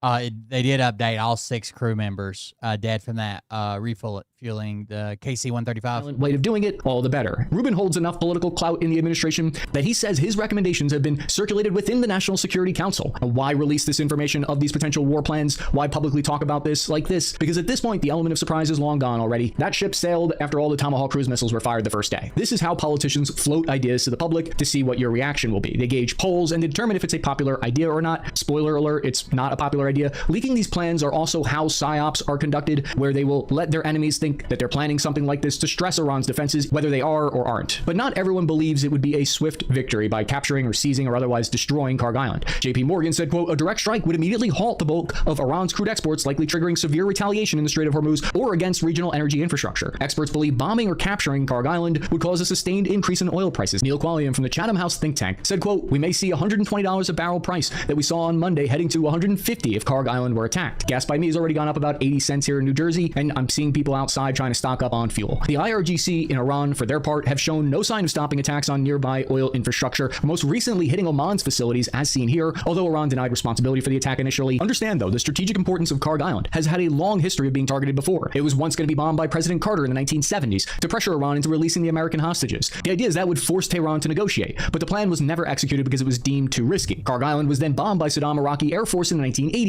and the Karg Island facilities were put out of commission in the autumn of 1986, so this wouldn't even be the first time it's happened. Heavy bombing of Karg was when Iraq did it. Island destroyed most of the terminal facilities. Karg Island has in fact been a prime location for exporting goods and minerals since the mid-18th century. Many empires have used it for one purpose or another, from the Portuguese to the British to the Dutch. There are several strategic infrastructure targets like this around the world. China's Three Gorge Dam, America's Hoover Dam, Saudi Arabia's oil processing plant. These are all pieces of infrastructure that, if they were militarily targeted, would cause catastrophic disasters and would only be hit in the event of some kind of total war scenario, a balls to the wall, full escalation scenario. If we see this happen, this is an indication of total escalation. It's in the past always been seen as a mutually assured $200 a barrel is a fucking existential fucking crisis for world economies. The highest it's ever been is 147, 150. I think it was in the 40s, to be honest with you. Destruction scenario, and that's why so far every administration, 2008 to Reagan to Bush, has balked at attacking it. But the reported special ops ground raids don't stop at Karg Island. What the U.S. and Israel have been discussing behind the scenes, according to Axios, is the possibility of sending special operators onto Iranian soil deep into their country to secure the Islamic Republic's stockpile of highly enriched uranium. Iran claims to have 400. No one here supports the war. I feel like you're fucking. I don't know what the fuck you're doing.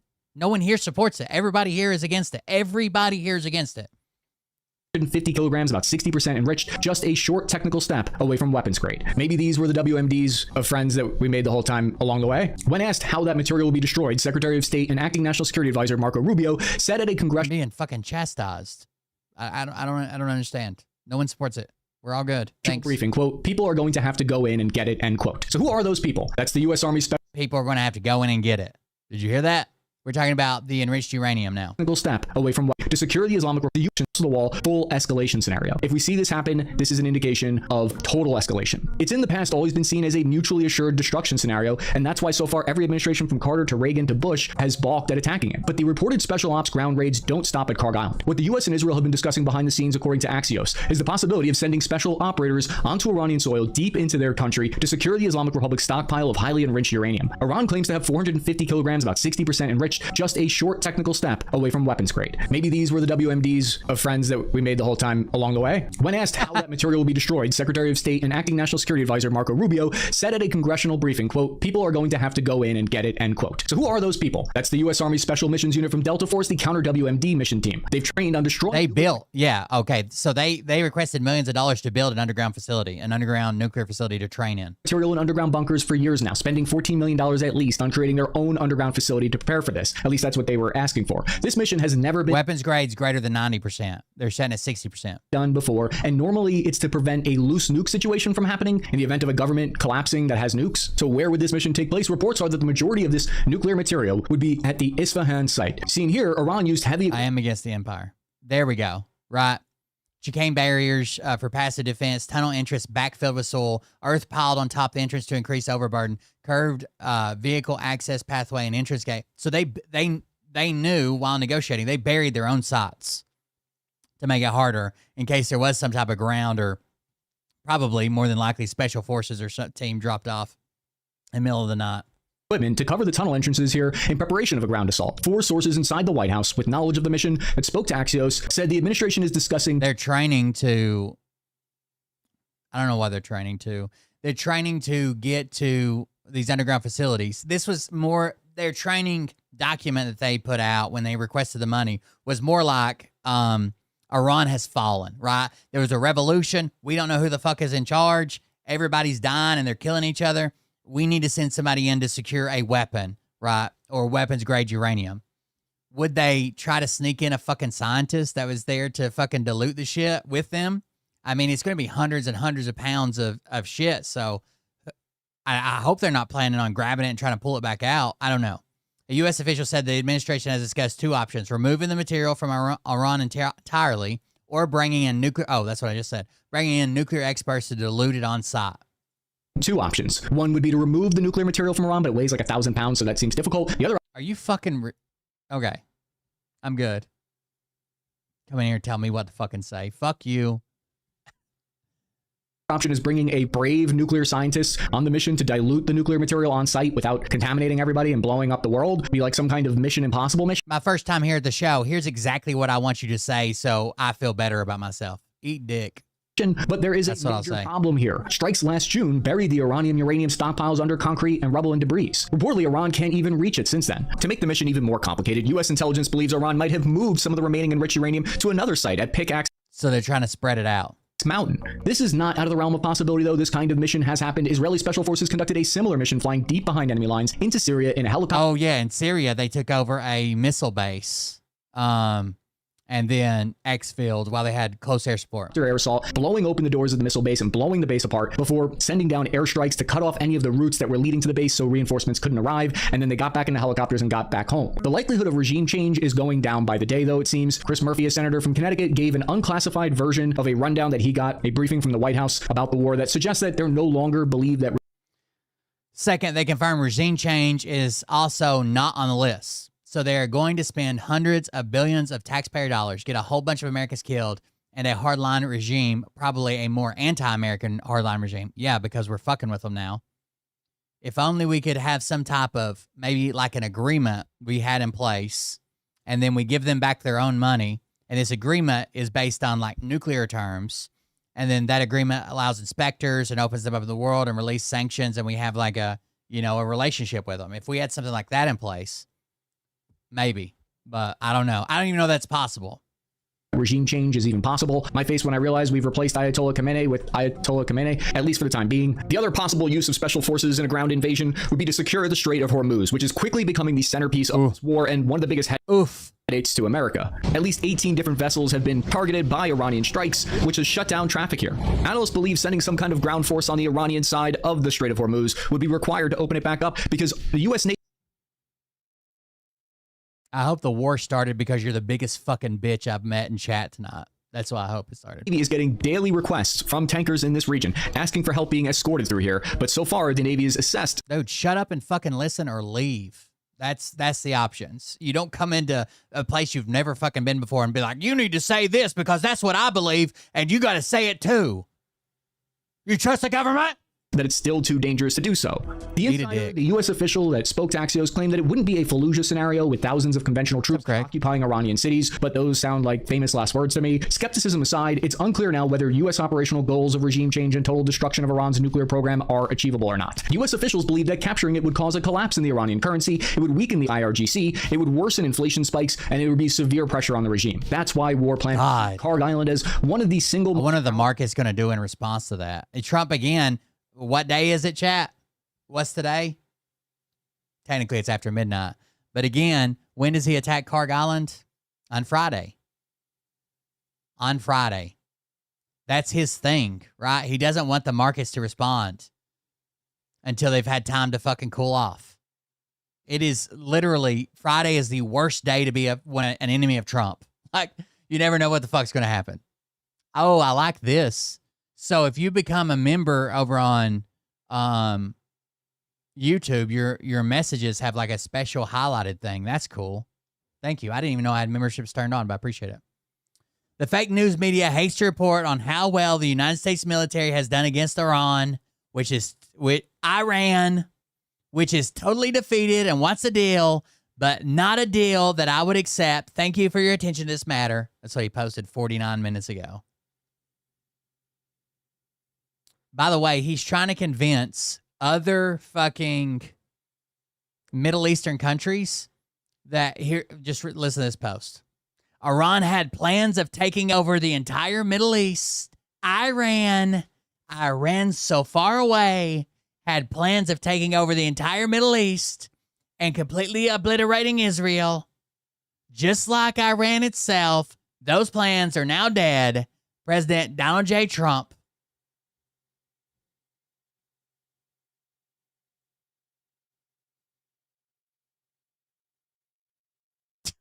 Fucking, I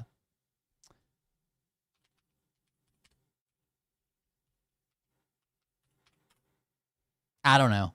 They didn't have a plan. They didn't plan on dealing with the Strait of Hormuz. They didn't have anybody ready to take over. We hadn't armed anybody if we wanted the revolution he claims he wanted. Like, we haven't done fucking anything. We haven't done it. It seems like Israel was going to bomb them regardless, and they drug us the fuck along.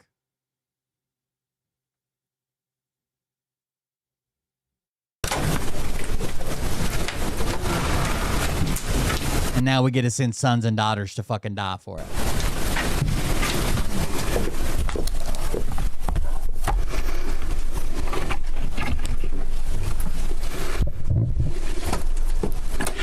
Good morning. Is this the one where he chastises the media for not reporting news right? He says, this is what a patriotic news media would do.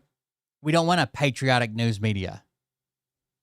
We want a fair, free, balanced news media. We don't want them to be super patriots who only report good things. That's your job, right? That's what you do, is put a fucking weird spin on it. That's not what we want. I'll start, as we often do here at the Department of War, with the bottom line up front. For the world to hear, and the press to actually admit, that the United States is decimating the radical Iranian regime. I've got that clip. Yes, he looks fucking shell-shocked or some shit. He gets called out of a meeting to go to the Situation Room, and when he comes back, he's fucking shaking. Check this out.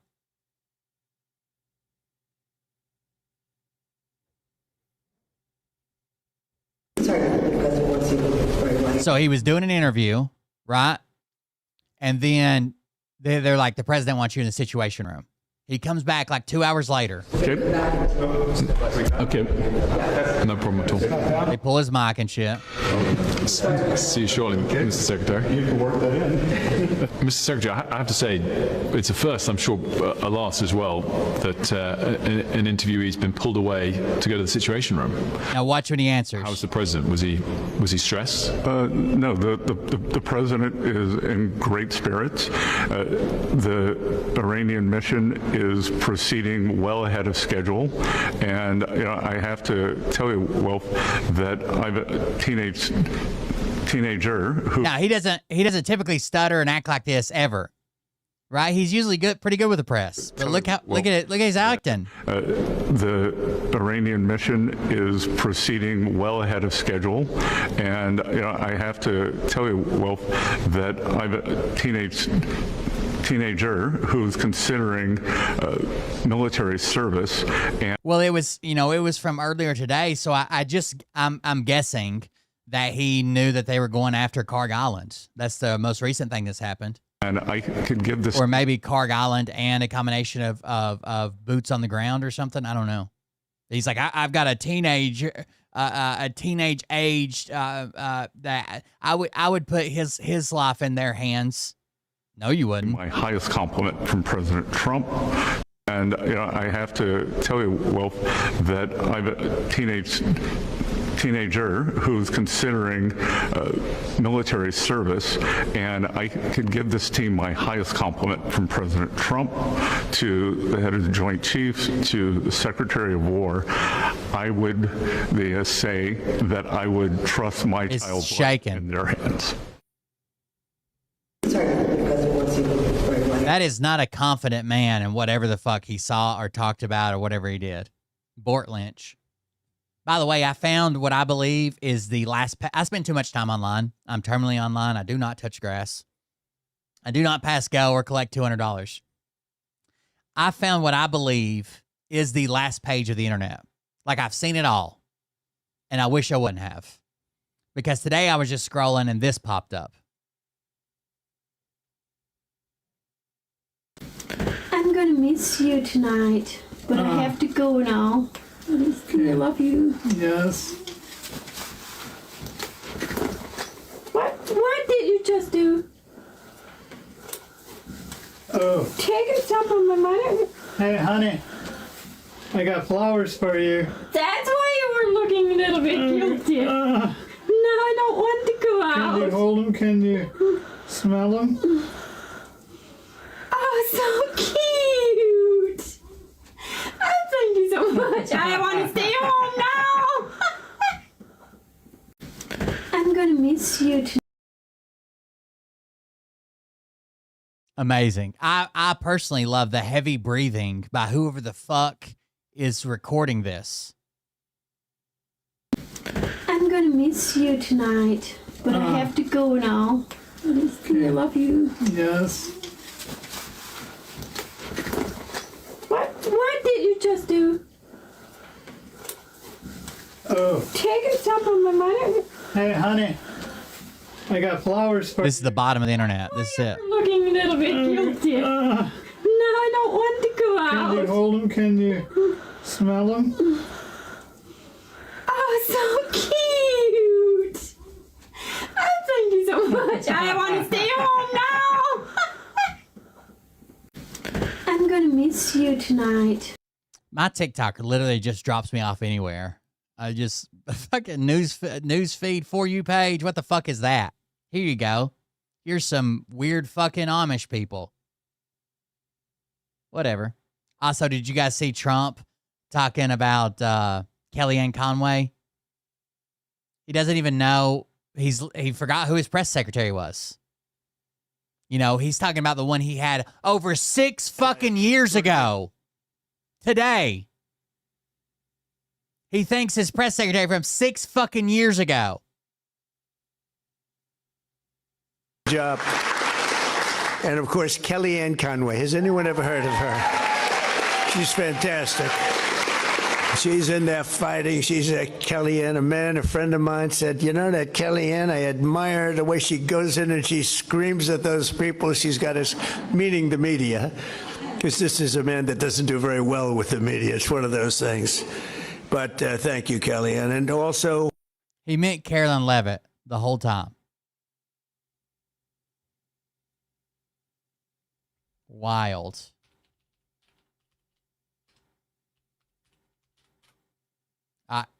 He's fucking losing it, dude. The president expressed gratitude and appreciation for his press secretary, Kellyanne Conway, yesterday during a speech. The only problem is his press secretary is Caroline Leavitt. This is because of dementia. I'm a physical therapist with a doctorate in my field and 14 years experience working in home health care, treating geriatric patients with dementia, like the president. And of course, Kellyanne Conway. Has anyone ever heard of her? She's fantastic. She's in there fighting. She's at Kellyanne. A friend of mine said, you know that Kellyanne, I admire the way she goes in and she screams at those people. She's got us meeting the media, because this is a man that doesn't do very well with the media. It's one of those things. But thank you, Kellyanne. And He's talking about Caroline Leavitt, his current press secretary. He fully believes in his mind that that person's name is Kellyanne Conway, who hasn't worked in the White House since 2020. This is a key characteristic of late-stage dementia, as affecting language retrieval and memory at the same time. This is also part of confabulation, specifically the part where he mentions the man in the story who admires Kellyanne Conway. That story is made up. He's trying to express gratitude and appreciation for Caroline Leavitt, but he calls her by the wrong name, exchanges her name with someone that he used. All of his unnamed people are made up. Sir, we were so dead. All the businesses had closed up and went home. Main Street was empty. My daughter was raped by immigrants. And sir, you fixed all that. Very closely with, and also makes up a story about a random man that most likely never happened. That's confabulation. I keep giving you all the 2-month timeline, and I know that's aggressive, but I mean shit. So 2 months until he either leaves the land of the living or they're forced to impeach him or invoke the 25th Amendment because he cognitively or physically cannot function as the president anymore. Thank you for your attention to this matter. The president expressed gratitude and appreciation for his press. Sir, I just want to say, I would kiss you, sir. Did you see the testimony from the young kid from Doge who canceled like hundreds of millions of dollars worth of contracts? And he literally testified that they just searched the word or the phrase LGBTQ and started canceling contracts. They didn't read what they were about, what they studied, what they had to do with anything. If it had LGBTQ in it, it was canceled.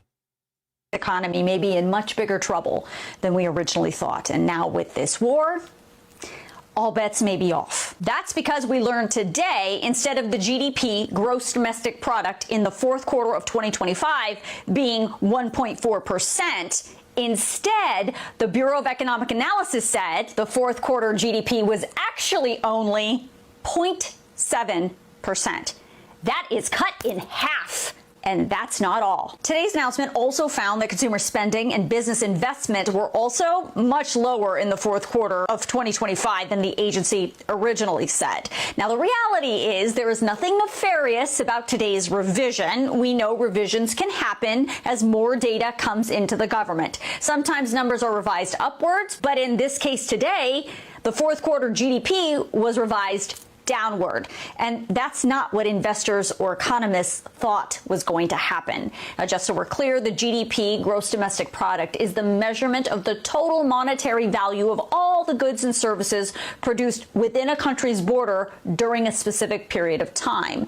This really is used as a measurement of the health of the U.S. economy. And with today's revision, you can see the third quarter of 2025 saw a GDP total of 4.4%. And then we get that fourth quarter huge dramatic drop off to just 0.7%. And when you add up the total GDP in 2025, it was just 2.1%. The total GDP in 2024 was 2.8%. That is called a slowdown, my friends.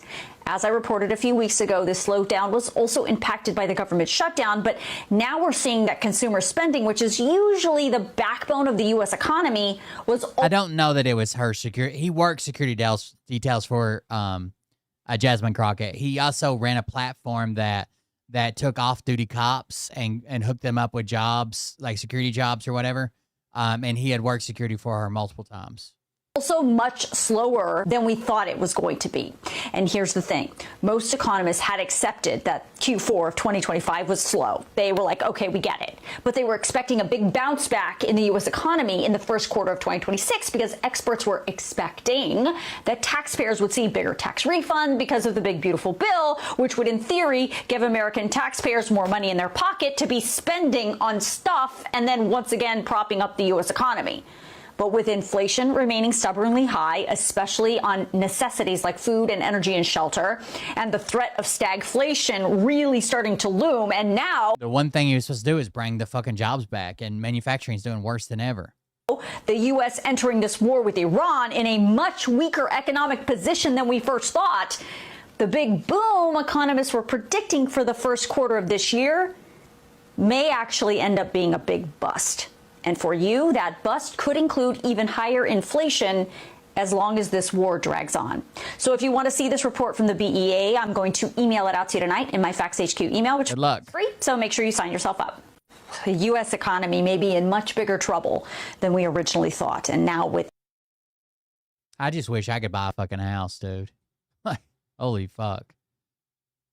Actions have consequences. In theory... This is what I told you all about. The DOJ making it to where you can invest... The bar associations for their lawyers cannot investigate DOJ personnel. The DOJ steps in, takes those over, and gets rid of them. That's how our society works. In theory. But now the Attorney General of the United States, Pam Bondi, is trying to limit the consequences for... And they're just changing the rules. There's no vote. There's nobody to stop this. There's just a period where you can leave comments about it, basically. Lawyers who work for the Trump administration. She is proposing a new rule, and for the next 3 weeks, you get to tell her exactly what you think about her new rule. And I'm going to tell you how to do it in a second. But first, I want to thank my paid Facts HQ subscribers for voting for this story as the bonus this week. I do not take requests to cover any stories except from my paid Facts HQ subscribers. So if you want to join them over on Substack and you want to vote on which bonus story I cover next week, plus get access to a bunch of other cool perks from me, make sure you follow these easy steps and you become a paid subscriber. It is because of my awesome paid Facts HQ subscribers that I'm able to continue to report the news for you every single day. Without them, this channel would disappear. So if you want to support my work, and of course only if you can, please consider becoming a paid subscriber. Okay, so what is going on?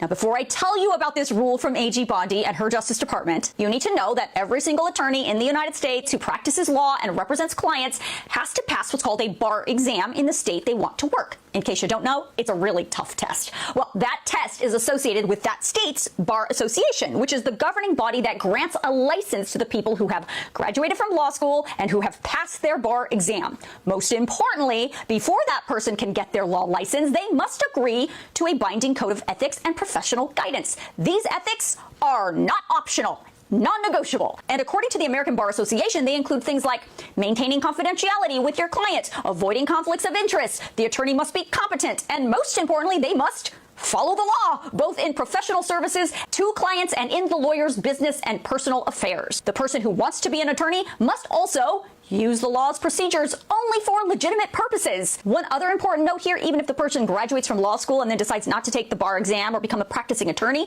that person is still checks in the mail, Tim. Bound by this very strict code of ethics. And don't get it twisted. These state bar associations absolutely will investigate and go after attorneys and lawyers who violate their rules and codes of ethics. Remember, actions have consequences. Well, there are a whole host of consequences for the bad actions of lawyers. These lawyers can be put on probation, they can be censured, they can be suspended, or they can be disbarred, which means the Bar Association takes away their license and they can... Which is the only way to keep them ethical, honest, you know, like they could do a lot of fucked up shit as lawyers. And no longer practice... In fact, not only are they held to this standard, but they're usually mandatory reporters. Like if you see another lawyer breaking, you know, some type of ethics, moral law, whatever, and you don't report it, you can be held liable as well and get in trouble. And once you report them, most bar associations shield you from prosecution as long as you report, because they want ethical people practicing law. And we've seen it happen. Some of the most high-profile cases of lawyers who have been disbarred include Rudy Giuliani in 2024. His law license was taken away for making false statements. So basically, if no matter what DOJ lawyers do, their state bar is in charge of like their ethics and not breaking laws, morals, conduct, blah, blah, blah. Anybody can report them, and then they have a duty to investigate it. And if they've done something wrong, shut it down. But the DOJ steps in and says, no, we'll take over this investigation. Then suddenly it disappears. So when Trump asked them to do something super fucking illegal that they know they would get disbarred for, they can do it now, or they can find somebody to do it now and saying, hey, we'll protect you. You won't be disbarred. You won't get in trouble. You won't do this. You won't do that, whatever. We'll take care of the investigation.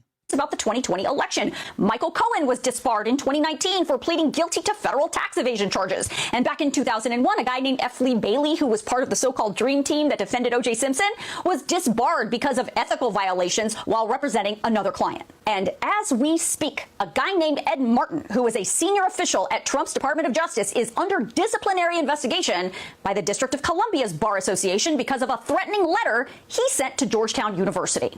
Okay, now that you know all that background, let's get to this proposed rule. The Department of Justice just proposed this rule, which says if a lawyer from the DOJ becomes the subject of a state Bar Association investigation because that lawyer allegedly violated the bar's code of ethics, that state Bar Association should stand down on the investigation until the Department of Justice completes its own internal investigation into the alleged bad behavior. The rule, if finalized, would prohibit either a current or former DOJ lawyer from participating in a state bar investigation if they're being accused of violating an ethics rule while engaging in that attorney's federal duties. So lots of lawyers within the DOJ, at least according to like rumors and people leaking stuff, have said, no, I'm not doing that.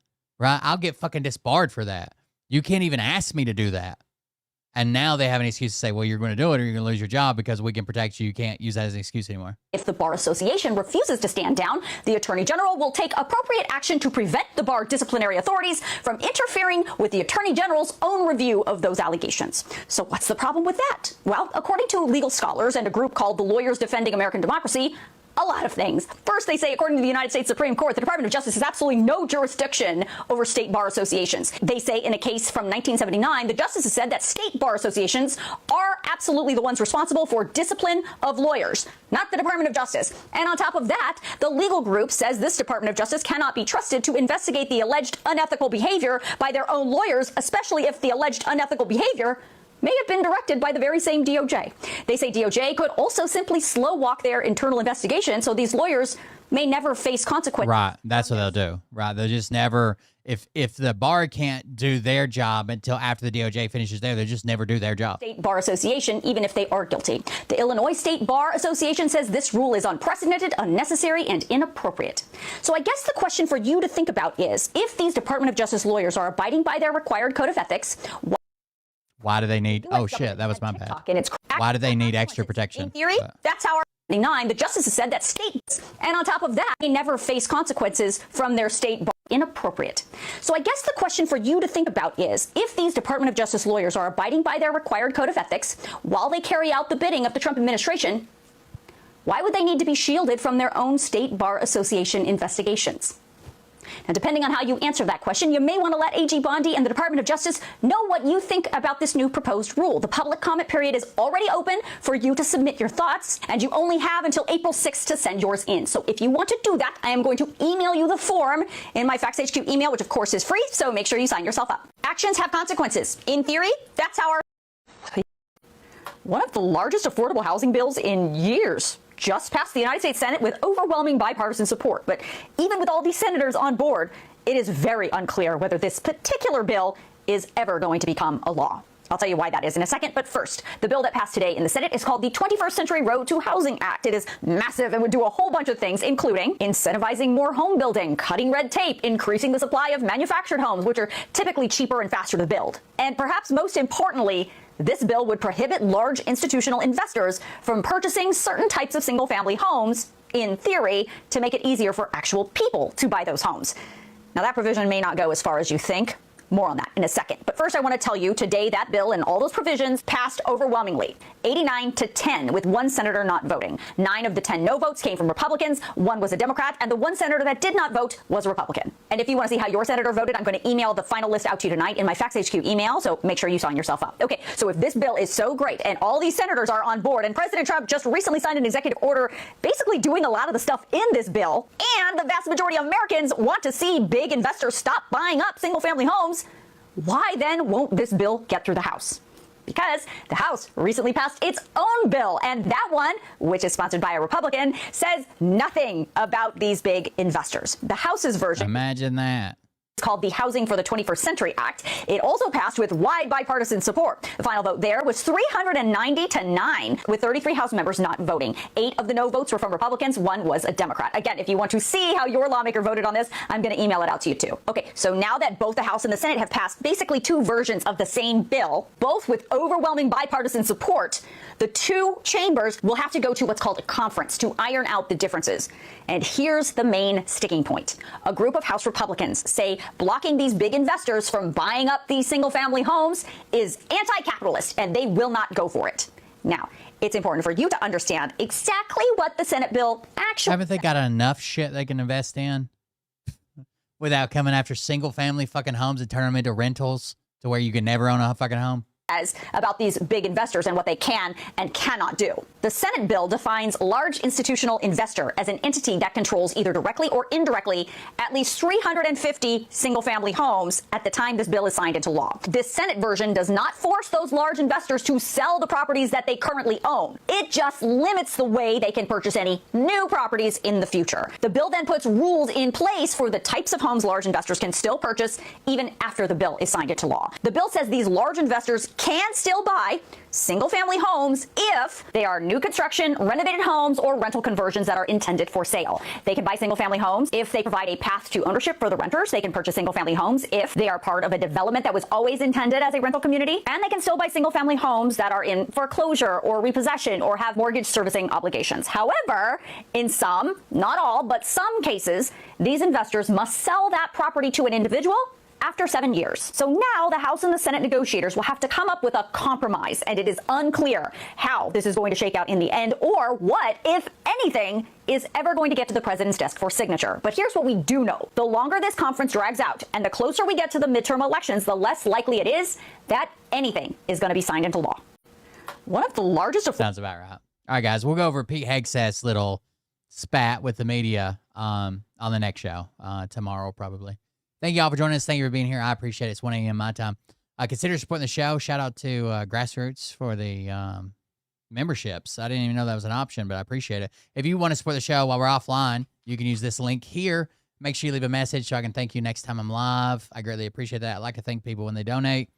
Support the show. That's how we pay the bills. If you like it, you want to keep listening to me bitch complain about the government and what's going on. That's one way to make sure it continues. Thank you all for being here. Thanks for joining me. I'll see you about the next one. Have a good night. Love you. See you. Bye.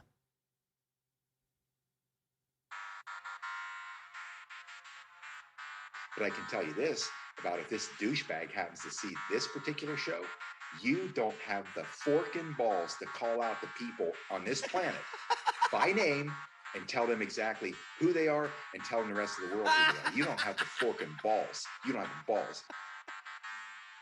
Okay, Scott. Here we go, I think I started some shit. Listen off, it's about to get lit. Get the place in the best, you know that stage is set. You better buckle up, cause you ain't seen none yet. Here we go, I think I started some shit. Listen off, it's about to get lit. Get the place in the best, you know that stage is set. You better buckle up, cause you ain't seen none yet. And they say that I'm a lunatic. Well, listen, bitch, I came equipped with a quick wit and a 6th sense for the stupid shit. Where my true believer? Y'all need Jesus. Praise the Lord, head to the extreme. All these false fucking prophets who profit off of gossip. Worshipping drums, cocking, begging for a throat deposit. Swinging fucking meat hammers like fool in a thong. He's strapped to the shaft, eating his chest like he's King Kong. Starving for attention, I'ma make your gut burst. I'll be your huckleberry, I can quench that thirst. Baby eating lizard people, alien sex. What's next? Trump in a dress, fucking Flynn on his desk. A retard in a vest, climbing up 5G towers. Cause you told him if he did, he'd get fucking superpowers. Here we go, I think I started some shit. Listen off, it's about to get lit. Get the place in the best, you know that stage is set. You better buckle up, cause you ain't seen none yet. Here we go, I think I started some shit.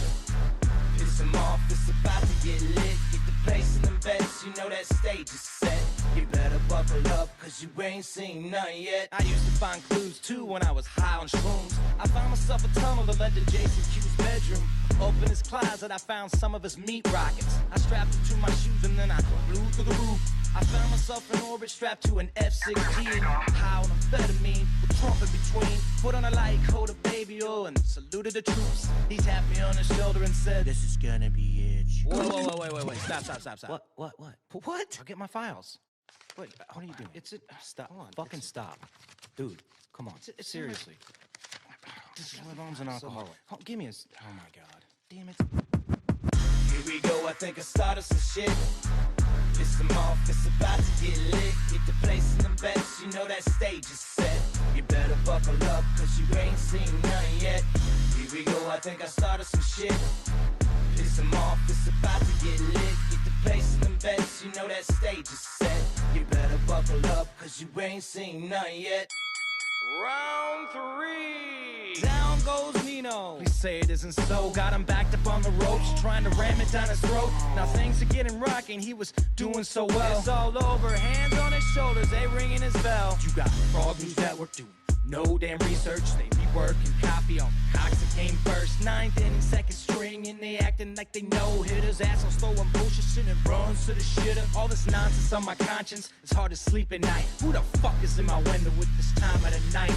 These parasites, these leeches, with all their secret meetings, teaching all you fucking cretins about baby-eating heathens. Believing in reason with no meaning is bullshit. Will Bird, motherfuckers out here busting. Good night, guys. Thanks for joining us. I think I started some shit. Piss them off.